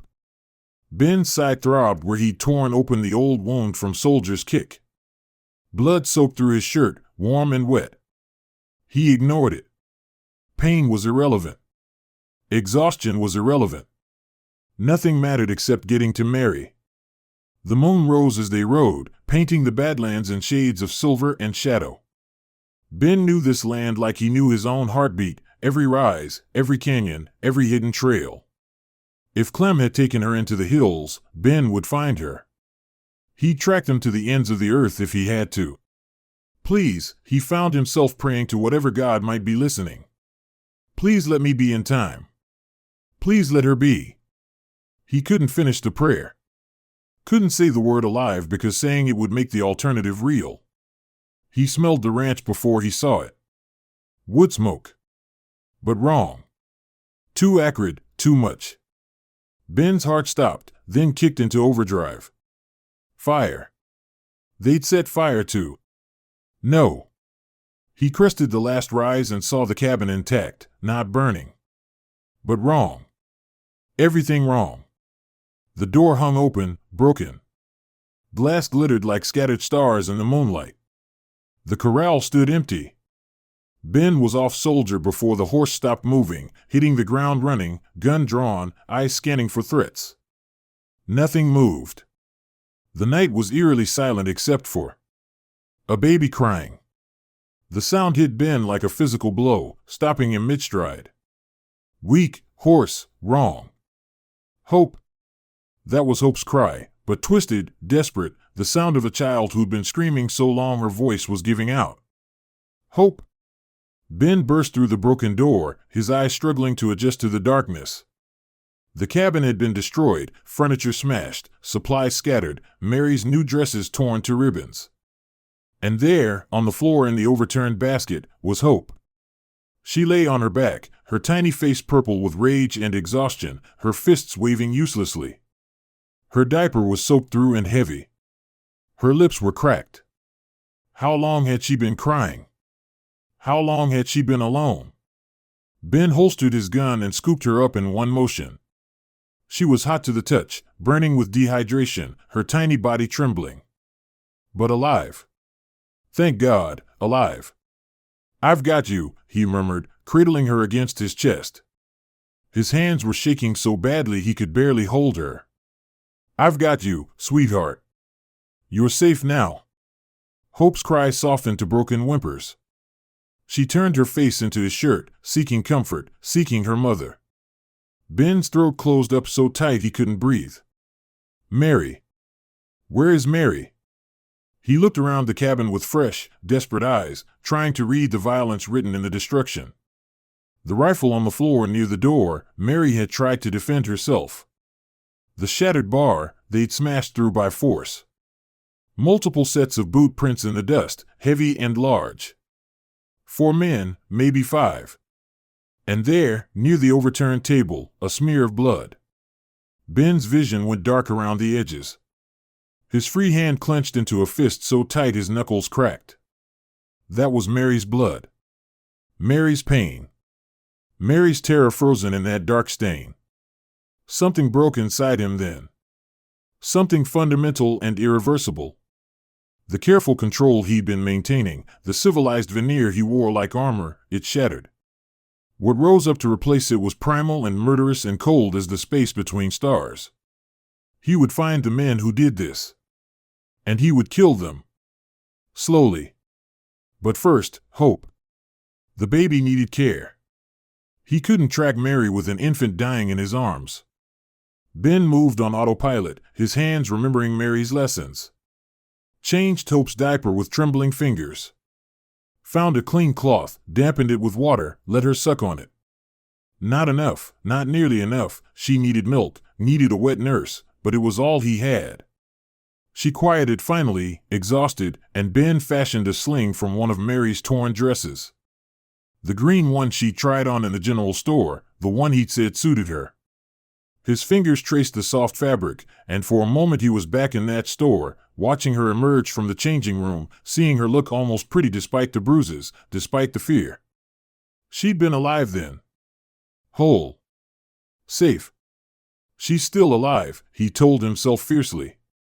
She has to be. Ben secured Hope against his chest, grabbed his Winchester and ammunition, shoved jerky and water into his saddlebag. His movements were mechanical, efficient, his mind already racing ahead to the hunt. Outside, he steadied the ground by moonlight. 4 horses, heading east. Toward the Badlands. Toward the canyons. Toward the trap. Ben knew it was a trap. Knew they were waiting for him, positioned and ready. Knew that riding in alone, wounded, with a baby strapped to his chest, was suicide. But Mary's face swam before him. The way she'd looked through the window that morning, sleep-soft and vulnerable. The way she'd gripped his hand at the fence, choosing to trust despite every reason not to. The way she'd whispered, "I'd feel safer with you close by," and broken something open in his chest. She'd trusted him. And he'd left her. Not again. Never again. Ben mounted Soldier, checked that Hope was secure, and turned the horse east. The moon painted the Badlands in silver, beautiful and merciless. Somewhere ahead, Mary was waiting. Hurt, terrified, alone. "Hold on," he whispered to the night. "Just hold on. I'm coming." He tracked them for 3 hours through the darkness. The trail was easy to follow, they weren't trying to hide. Why would they? They wanted him to follow. Wanted him to walk straight into their ambush. Ben's mind worked as he rode, cold and calculating despite the fear trying to claw its way up his throat. 4 men, maybe more. Clem would have the high ground, the better position. They'd be expecting him to come charging in like a fool, desperate and reckless. So he'd have to be smarter. Faster. More ruthless than they expected. Hope slept against his chest, her warm weight a constant reminder of what was at stake. Not just Mary's life. Not just his own. But this child's future. This innocent life that depended on both of them. He couldn't fail. Failure wasn't an option. The tracks led into Copper Canyon. Ben's stomach dropped when he recognized the terrain. Steep walls on both sides, single entrance, perfect kill box. They'd chosen their ground well. Ben dismounted a quarter-mile out, tied Soldier to a scrub pine, and checked on Hope one more time. Still sleeping. Good. He adjusted the sling to ensure she was secure, then pulled out the Winchester and started working his way up the canyon wall. The climb was treacherous, loose rock that shifted under his boots, handholds that crumbled when he gripped them. His injured side screamed with every movement, blood soaking through his shirt in earnest now. But Ben climbed anyway, his fingers finding purchase where there seemed to be none, his body remembering years of surveying this country. Halfway up, he found a ledge. Pressed himself flat against the stone, peered over the edge. There. A campfire flickering in the canyon below. 4 shapes around it. And there, his heart stopped, there was Mary. She was tied to a tree on the far side of the camp, her hands bound above her head. Still in a nightgown, the thin white fabric torn and filthy, dark with what might be blood or dirt or both. Her feet were bare, cut and bleeding from the rough ground. Her dark hair had come completely loose, hanging in wild tangles around her face. But even from here, even in the firelight, Ben could see the set of her shoulders. The lift of her chin. She wasn't broken. Wasn't defeated. That was his Mary. Stubborn as the desert itself. Refusing to surrender even when surrender would be easier. Pride and fury roared in Ben's chest. Pride that she was fighting. Fury at the men who'd made her fight. He studied the camp with a surveyor's eye, cataloging positions, angles, sightlines. Clem sat closest to Mary, his massive bulk outlined against the firelight, smart position, back to the wall, protected. 2 men flanked the fire, rifles across their laps, alert but not overly concerned. The 4th stood watch at the canyon entrance, but he kept looking back at the camp instead of out at the darkness. Amateur mistake. Fatal mistake. 5 bullets in the Winchester. 6 in the Colt. 4 targets. The math worked. Barely. But hope complicated everything. 1 stray bullet, 1 ricochet, and she'd be dead. He couldn't risk a firefight with her strapped to his chest. He needed to get Mary free first. Then he'd deal with Clem. Ben studied the men's patterns, looking for an opening. They were drinking. He could hear the slurred quality of their voices now, see the sloppy way they moved. Good. Drunk men made mistakes. He waited. Patience was a sniper's greatest weapon. Watched them pass a bottle. Watched one of them stand, stretch, walk away from the fire toward a cluster of rocks. That was his moment. Ben moved along the ledge silent as smoke, every muscle coiled, every sense hyper-aware. Dropped down behind the rocks where the man was relieving himself. Landed soft. Stepped forward. His arm locked around the man's throat before he could make a sound.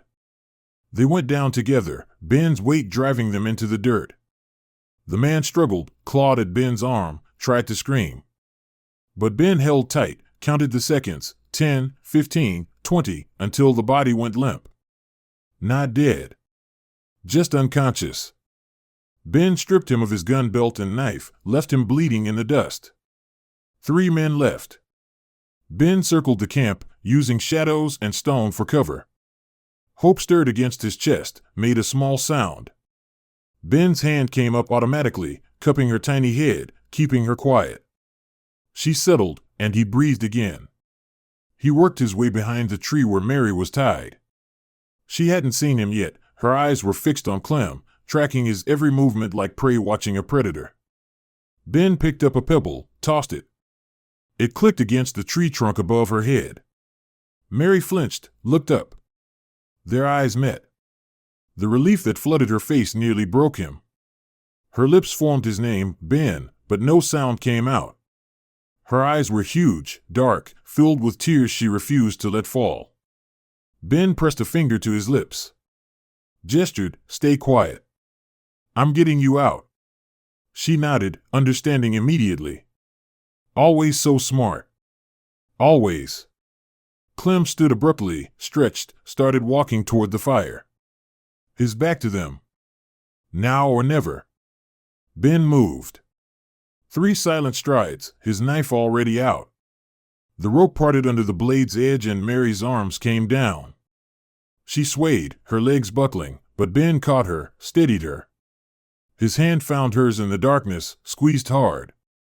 Her fingers, cold, shaking, but strong, squeezed back. A promise. An acknowledgement. Everything they hadn't said compressed into that single moment of touch. Then Hope woke up and cried. The sound cut through the night like a scream. Every head in the camp swung toward them. Time seemed to slow, each second stretching into eternity. Ben saw Clem's eyes widen. Saw his hand drop to his gun. Saw the other 2 men scrambling to their feet, weapons coming up. For one frozen heartbeat, nobody moved. Then Clem smiled, slow, vicious, triumphant. Well, well. The hero arrives. And he brought the brat. How touching. Ben stepped in front of Mary, his body a shield. Let her go, Clem. This is between you and me. Oh, I don't think so. Clem's hand settled on his gun grip. The other 2 men fanned out, flanking, cutting off escape routes. See, this stopped being between us when you made me look like a fool in front of the whole town. When you took what was mine and rubbed my nose in it. She was never yours. Maybe not. But she ain't yours either. Clem's eyes found Mary, raked over her with a hunger that made Ben's blood turn to ice. Tell him, sweetheart. Tell him what we did while we were waiting. Tell him how you screamed. Mary made a sound, small, broken. Ben felt her hand fist in the back of his shirt. Felt her trembling. Something in Ben's chest cracked open. Something dark and violent that he'd spent his whole life keeping leashed. You touched her. His voice came out flat, dead, the kind of calm that preceded hurricanes. Oh, I did more than touch her.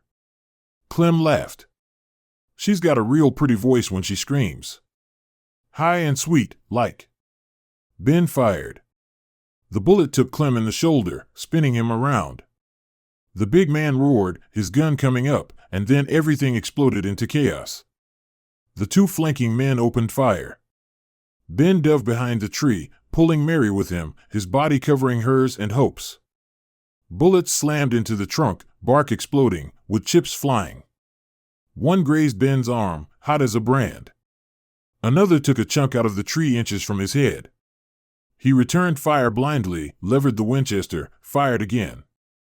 Heard a scream, one of the men went down. But the other was moving, circling, trying to get an angle. Stay down. Ben shouted at Mary. Rolled out from behind the tree, came up firing. Caught the circling man in the chest. He dropped. But Clem was still up. Still moving. Blood poured from his shoulder, but he didn't seem to notice. His gun roared, the bullet catching Ben high on the left side, just below the ribs. Ben felt the impact like a hammer blow. Felt his legs go weak. The ground tilted sideways and suddenly he was on his knees, the Winchester falling from nerveless fingers. Ben. Mary's scream, distant and distorted. Clem loomed over him, his face twisted with rage and triumph. His gun came up, aimed at Ben's head. Should have stayed in jail, Johnson. Would have lived longer. Ben's hand scrabbled for the Colt at his hip. Fingers clumsy. Too slow. He was going to die here. Mary was going to watch him die, and then Clem would. A gunshot cracked. But it wasn't Clem's gun. The big man staggered, his eyes going wide. Looked down at the red bloom spreading across his chest. Looked up, confused. Behind Ben, Mary stood holding the fallen Winchester, her hand steady, smoke rising from the barrel. "She's not yours," Mary said, her voice like iron. "And neither am I." Clem's gun slipped from his fingers. He took one step forward, then another. Then his legs gave out and he fell, hitting the ground like a toppled tree. The silence that followed was deafening. Ben tried to stand, but his legs wouldn't obey. Blood soaked his shirt, warm and spreading. Too much blood. He pressed his hand to the wound, felt hot liquid pulse between his fingers. "Ben."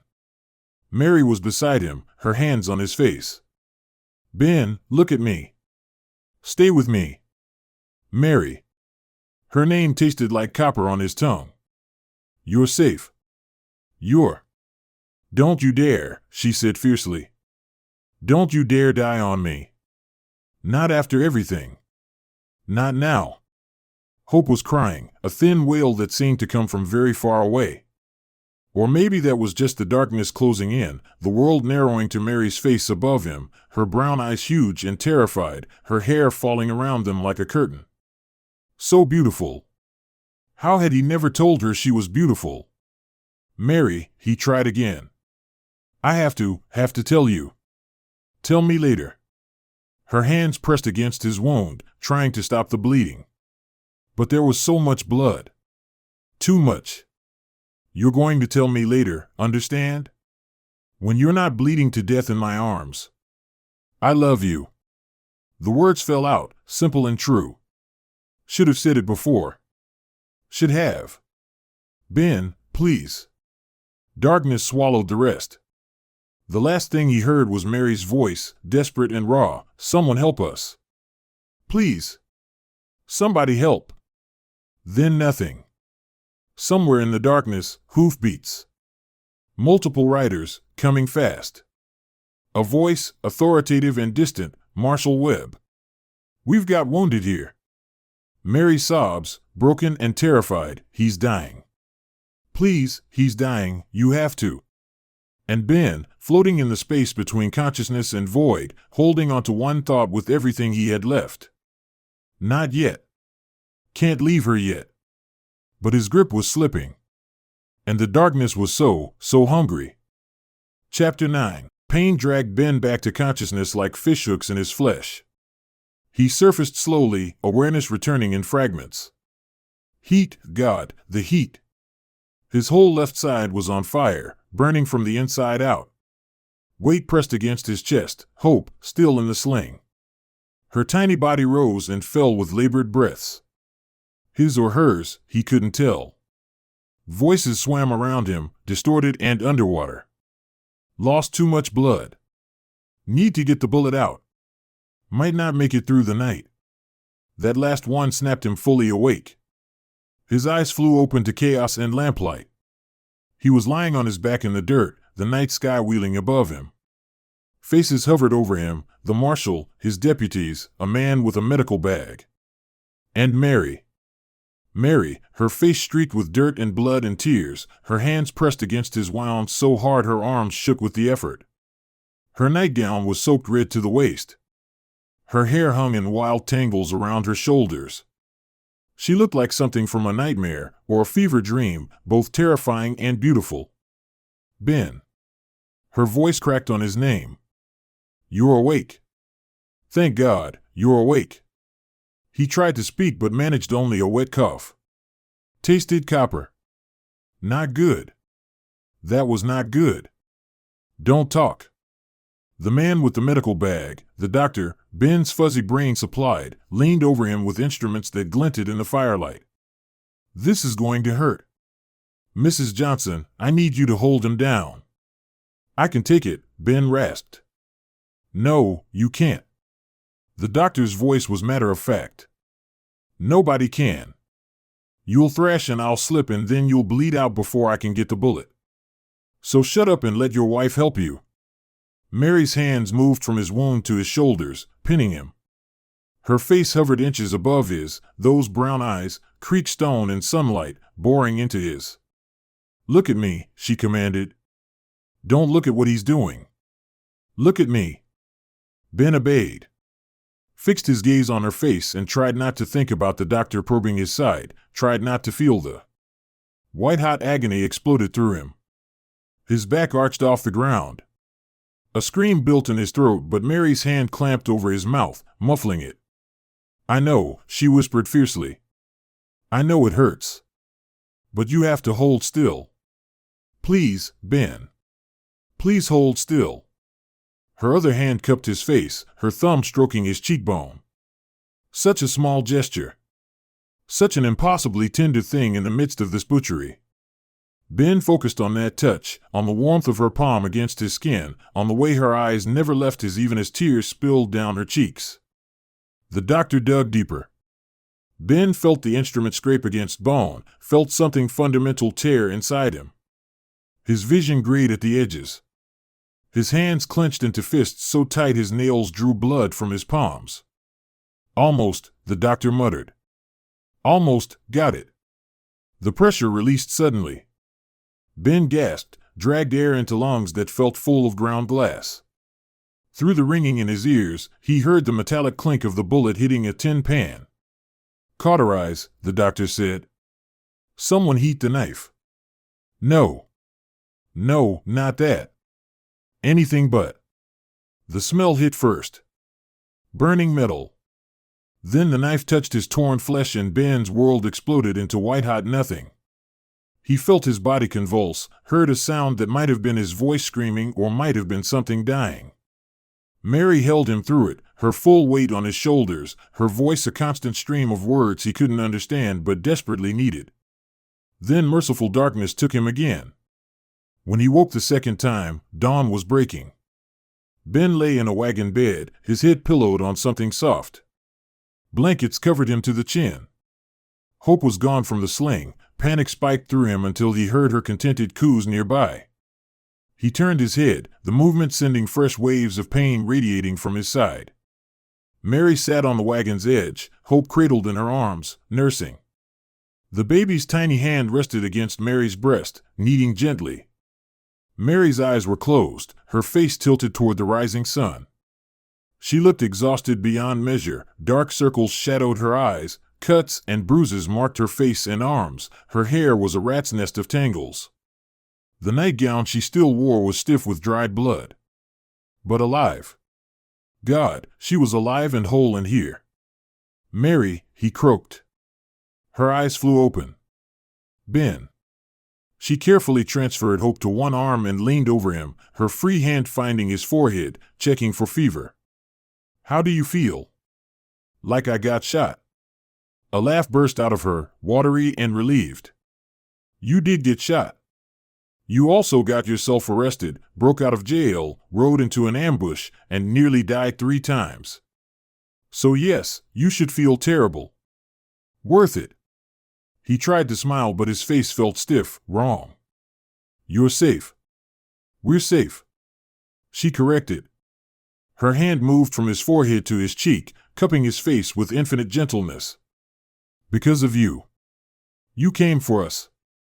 Always." The word came out fierce despite his weakness. "Always, Mary. I'll always come for you." Her eyes filled with tears. "You said something. Before you passed out. Do you remember?" Ben's memory was fuzzy, full of holes. He remembered the gunfight. Remembered falling. Remembered Mary's face above him, beautiful and terrified. And, "Oh God. I told you I loved you." The words came out flat with mortification. "Jesus, Mary, I'm sorry. I know that's not what you signed up for. I know this was supposed to be just an arrangement, and I shouldn't have." "Ben." She cut him off, her voice sharp. "Are you apologizing for loving me?" "I'm apologizing for putting that burden on you. For making things complicated when they should be simple. Nothing about this has ever been simple." Mary shifted Hope to her shoulder, freeing both hands to frame Ben's face. And if you think your love is a burden, then you're an idiot. He stared at her, afraid to hope. Mary. I love you too. The words tumbled out in a rush. I've been falling in love with you since the moment you stepped in front of Clem's knife. Since you changed Hope's diaper without being asked. Since you taught me to shoot and slept on the porch to keep me safe and bought me dresses when I had nothing. Her voice broke. I love you, Ben Johnson. And when I thought you were dying, when I saw all that blood, I realized that losing you would destroy me. So don't you ever scare me like that again. Ben's throat tightened. His eyes burned. Come here. She leaned down carefully, mindful of his wound, and pressed her lips to his.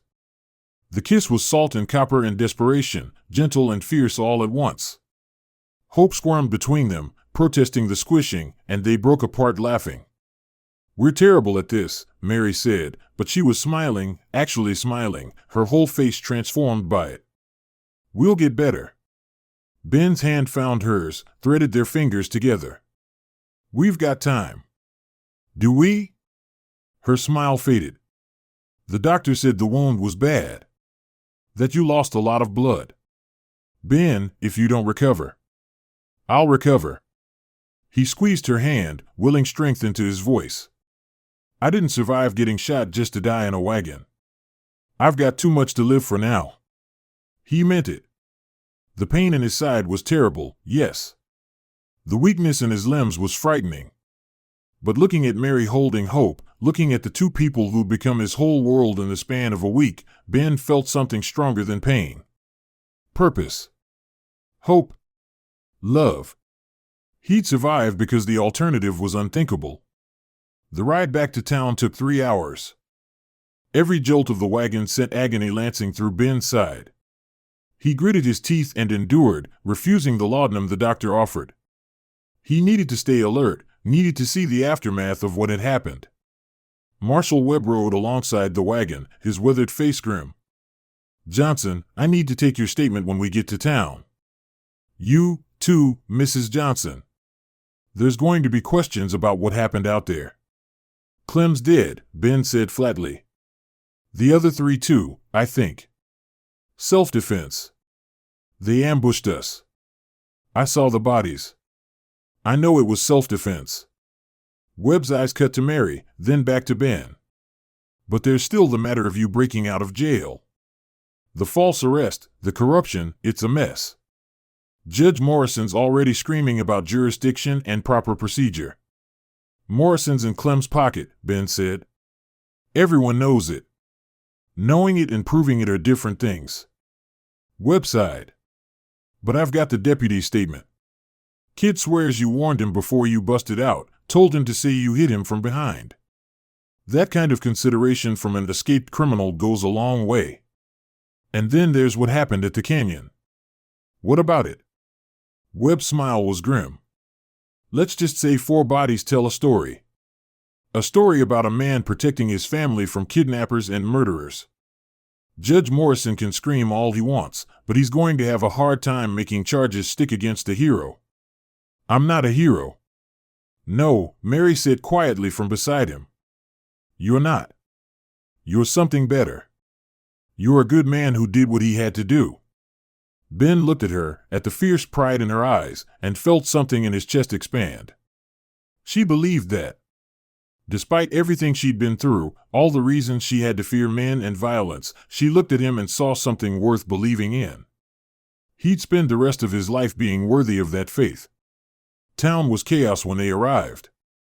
Word had spread about the shootout, about Clem's death, about Ben's dramatic escape and pursuit. People lined the streets, staring as the wagon rolled past.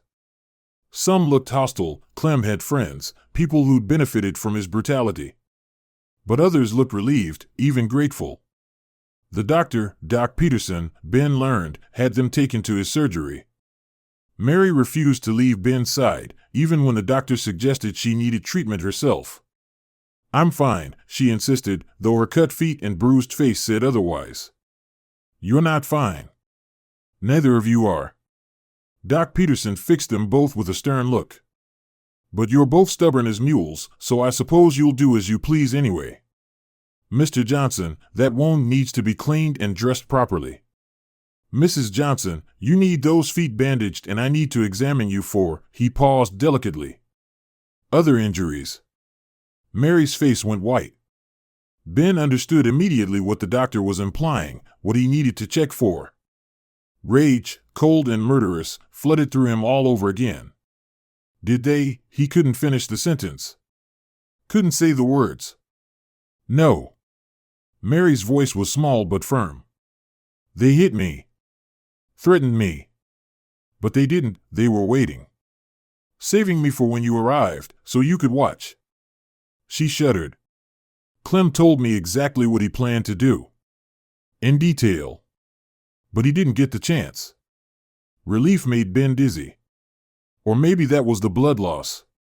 Either way, he sagged back against the examination table. Doc Peterson nodded.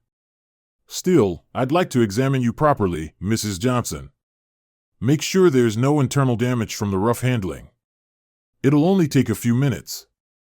Mary looked at Ben, uncertainty in her eyes. He squeezed her hand. "Go. I'm not going anywhere." She let the doctor lead her behind a privacy screen. Ben lay on the table, staring at the ceiling, listening to the murmur of voices. Every muscle in his body was tense, ready to fight if Mary made any sound of distress. But she didn't. 10 minutes later, she emerged looking shaken but intact. "Clean bill of health," Doc Peterson announced. "Cuts and bruises, nothing that won't heal. You're a lucky woman, Mrs. Johnson." "Lucky," Mary repeated hollowly. Then her eyes found Ben's. "Yes. I suppose I am." They spent 3 days in Doc Peterson's surgery. Ben's wound developed an infection on the second day, fever that spiked so high he barely knew his own name, chills that made him shake so hard his teeth rattled. Mary never left his side. She bathed his face with cool cloths, forced water and broth down his throat, changed his bandages when they soaked through with pus and blood. Hope slept in a basket the doctor provided, but Mary kept her close, nursing her, changing her, singing those Irish songs her mother had taught her. Sometimes Ben would surface from the fever and hear that voice, soft and off-key and full of love, and use it as an anchor to pull himself back from the darkness. On the 3rd day, the fever broke. Ben woke clear-headed for the first time since the shooting, ravenously hungry, and found Mary asleep in the chair beside his bed. She'd pulled it close enough that her head rested on the mattress near his hand, her fingers loosely curled around his. She looked terrible. Her hair was unwashed, pulled back in a messy braid. Dark circles shadowed her eyes. The cuts on her face were healing but still visible. She'd borrowed a dress from someone, the doctor's wife, probably, but it hung loose on her frame. She'd lost weight. They both had. But God, she was beautiful. Ben reached out with his free hand and touched her hair, smoothed it back from her face. She stirred, her eyes fluttering open, and for a moment she looked disoriented. Then she saw him awake, saw him really awake, and her face transformed. "Ben." She sat up too fast, winced. "How do you feel?" "Hungry." She laughed, actually laughed, the sound bright and genuine. "That's a good sign. I'll get the doctor." But she didn't move. Just sat there holding his hand, staring at him like she couldn't quite believe he was real. "What?" Ben asked. "Nothing. Her voice caught. "I thought I'd lost you. For a while there, I really thought." "Hey." He tugged her closer. "I'm here. I'm not going anywhere. Promise?" "Promise." She leaned down and kissed him, soft and sweet and tasting of tears. Hope chose that moment to wake and fuss, and Mary pulled away with a rueful smile. "Hold that thought. Someone needs to eat. That makes 2 of us." A week after the shooting, Ben was strong enough to sit up without feeling like his insides would fall out. 2 weeks, and he could stand. 3 weeks, and Doc Peterson declared him well enough to go home, with strict instructions to take it easy, don't lift anything heavy, don't do any hard labor for at least another month. A month? Ben protested. Doc, I've got a ranch to run. Stock to tend. Work that can't wait. Then hire help, Doc Peterson said firmly. Or let your wife handle it. But if you tear those stitches, you'll be back here for another 3 weeks. Your choice. Ben looked at Mary, who raised an eyebrow. Don't look at me. I'm siding with the doctor. You almost died, Ben.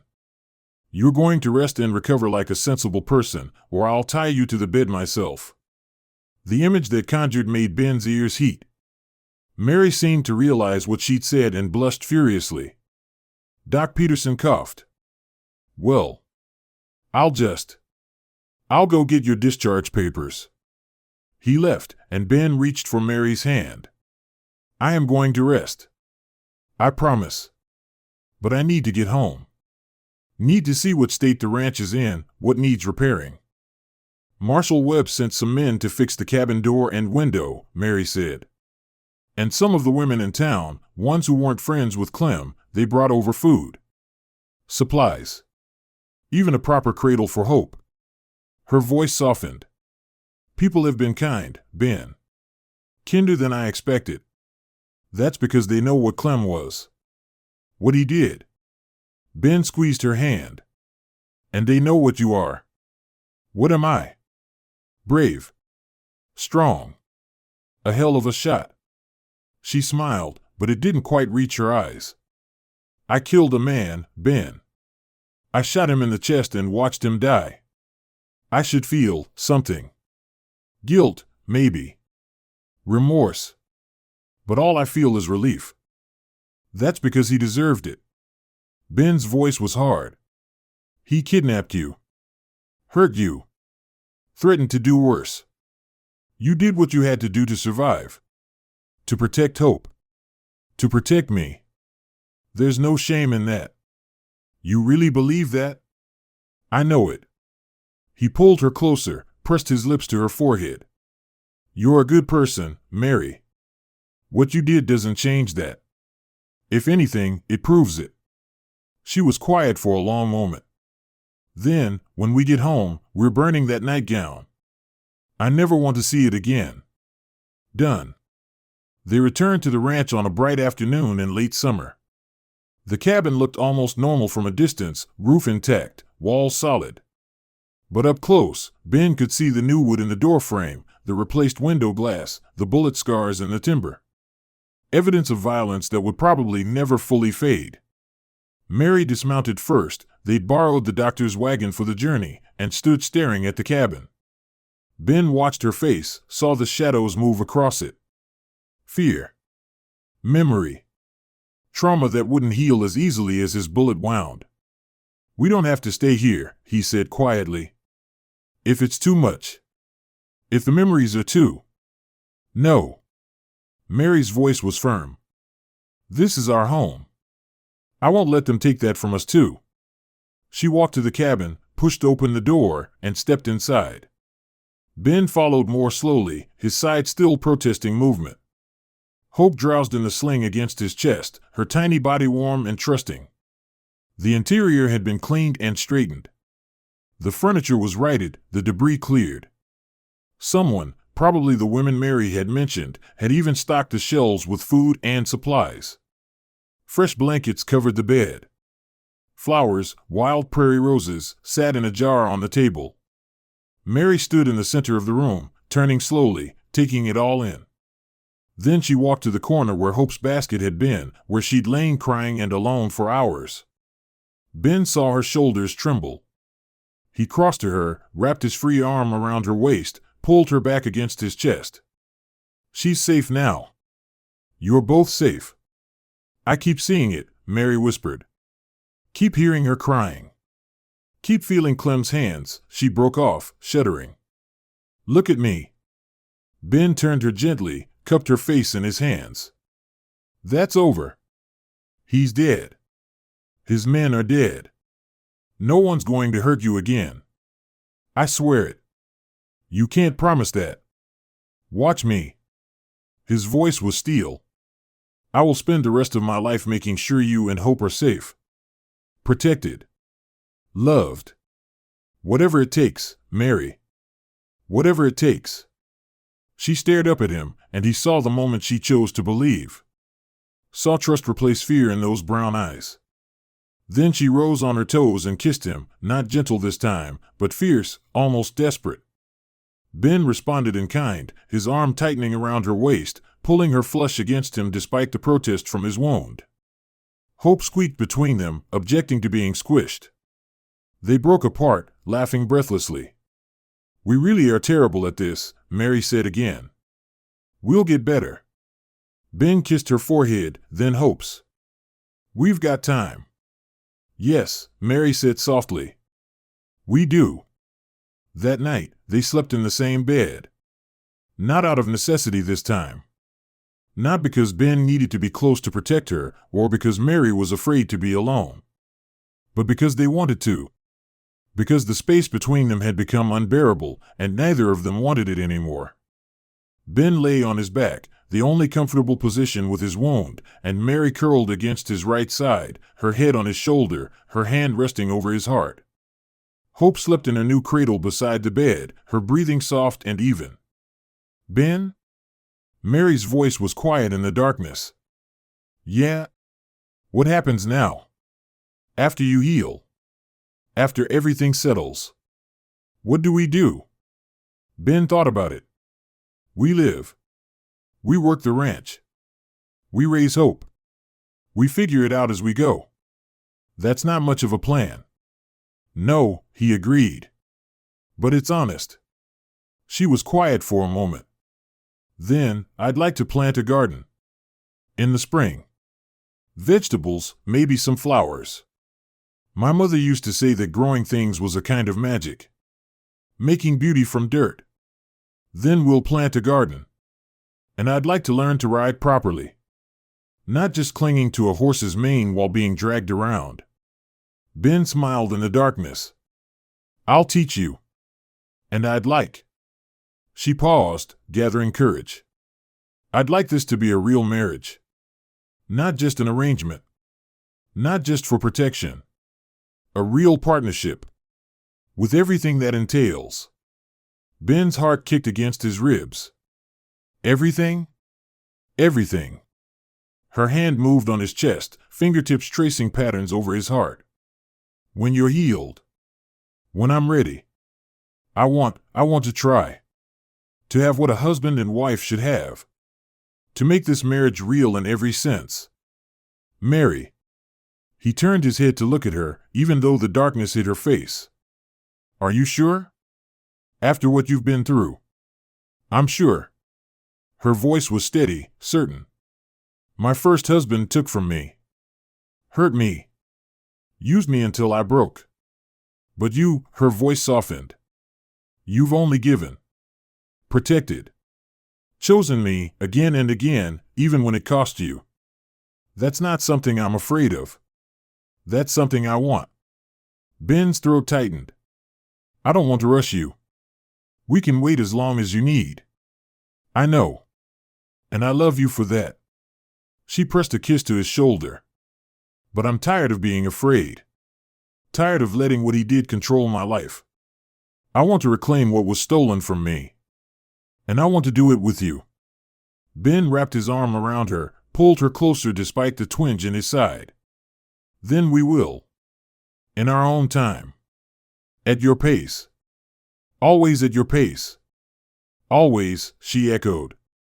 Then, softer, "I love you, Ben Johnson. I love you too." They lay in comfortable silence, listening to Hope breathe, to the wind whisper through the cottonwood, to the sounds of home settling around them. Outside, the desert stretched into darkness, vast and harsh and unforgiving. But here, in this cabin, in this bed, there was warmth. Safety. Love. They'd survived the worst. And now, finally, they could begin to heal. Together. 2 months later, on a crisp autumn morning, Ben stood in the cabin doorway and watched Mary in the garden plot they'd cleared together. She wore one of her new dresses, the blue one with white buttons, and a wide-brimmed hat to protect her face from the sun. Her hair hung in a neat braid down her back. Her feet were covered by sturdy boots Ben had bought in town. She looked healthy now, filled out, the hollows gone from her cheeks. She was marking out rows for spring planting, her movements efficient and sure. Hope lay in a basket nearby, cooing at the clouds, her tiny fists waving. 7 months old now, with wispy dark hair and her mother's brown eyes. Growing strong despite her rough start. Ben's hand went unconsciously to his side, where the scar still pulled when he moved wrong. Doc Peterson had been right. It had taken a full month before he could work without tearing the wound. But he was whole now. Healed. They both were. Mostly. Mary still had nightmares sometimes. Would wake gasping, her hand scrambling for the rifle Ben kept loaded by the bed. He'd hold her until the trembling stopped, until she remembered she was safe, until she could sleep again. And some days, she'd go quiet and distant, lost in memories she didn't share. Ben learned to recognize those days, to give her space while staying close enough to catch her if she fell. He had his own demons. The guilt of leaving her that morning. The memory of all that blood. The nightmares where he didn't make it in time, where he found her broken beyond repair. Sometimes he'd wake and need to see her breathing beside him, need to count Hope's heartbeats, need physical proof that they were alive and whole. But the nightmares came less frequently now. The guilt had dulled to a manageable ache. They were healing. Together. Mary looked up from her work and saw him watching. Her face lit with a smile that still took his breath away. "Are you going to stand there all day, or are you going to help me?" "I'm supervising." "Supervising." She laughed. "That's what you call it?" "I'm wounded. Doctor's orders said no heavy labor." "That was 2 months ago." She straightened, hands on her hips. "You're healed now, Ben Johnson. Which means you can come down here and help me move these rocks." Ben grinned and descended the porch steps. His side pulled, but the pain was distant, manageable. He'd learned to live with it. Some scars never fully faded, but they became part of you. Proof that you'd survived. He reached Mary and pulled her into his arms, ignoring her laughing protests about being dirty. She smelled of sun and earth and sage, the scent of home. He kissed her thoroughly, taking his time, savoring the way she melted against him. When they finally broke apart, Mary's cheeks were flushed and her eyes were bright. "We have work to do." "Work can wait." Ben tucked a strand of hair behind her ear. "I'd rather stay here. With you. Always so practical. I learned from the best." They stood in the garden plot, wrapped in each other, the autumn sun warm on their backs. Hope babbled contentedly nearby. The horses moved lazily in the corral. In the distance, a hawk circled on thermal currents, searching for prey. This was his life now. Not the one he'd planned. Not the safe, solitary existence he'd built to protect himself from hurt. But something better. Messier. Fuller. Real. "Mary," he said quietly. "Thank you." She pulled back to look at him, confusion in her eyes. "For what?" "For trusting me. For staying. For making this," he gestured at the cabin, the garden, Hope in her basket. "Possible. For showing me what a home should be." Mary's eyes filled with tears, but she was smiling. "You saved my life, Ben. More than once. I should be thanking you." "We saved each other," he corrected. "That's how this works." "Yes," she agreed softly. "I suppose it is." They went back to work then, side by side in the garden, their hands brushing as they cleared rocks and marked rows. Planning for spring. Planning for a future that had seemed impossible just months ago. Behind them, the cabin stood solid and secure. Repaired. Fortified. Home. And somewhere in the hills, buried in an unmarked grave, Clem Harrow's bones turned to dust. A cautionary tale. A reminder of what happened to men who took what wasn't theirs. But Ben didn't think about him anymore. Didn't waste energy on anger or revenge or fear. He had better things to do. Like teaching Mary to ride. Like fixing the fence before winter. Like watching Hope learn to sit up on her own. Like falling deeper in love with his wife every single day. Like living. Finally, after a lifetime of just surviving, Ben Johnson was truly alive. And it was more than he'd ever dared to hope for. The end.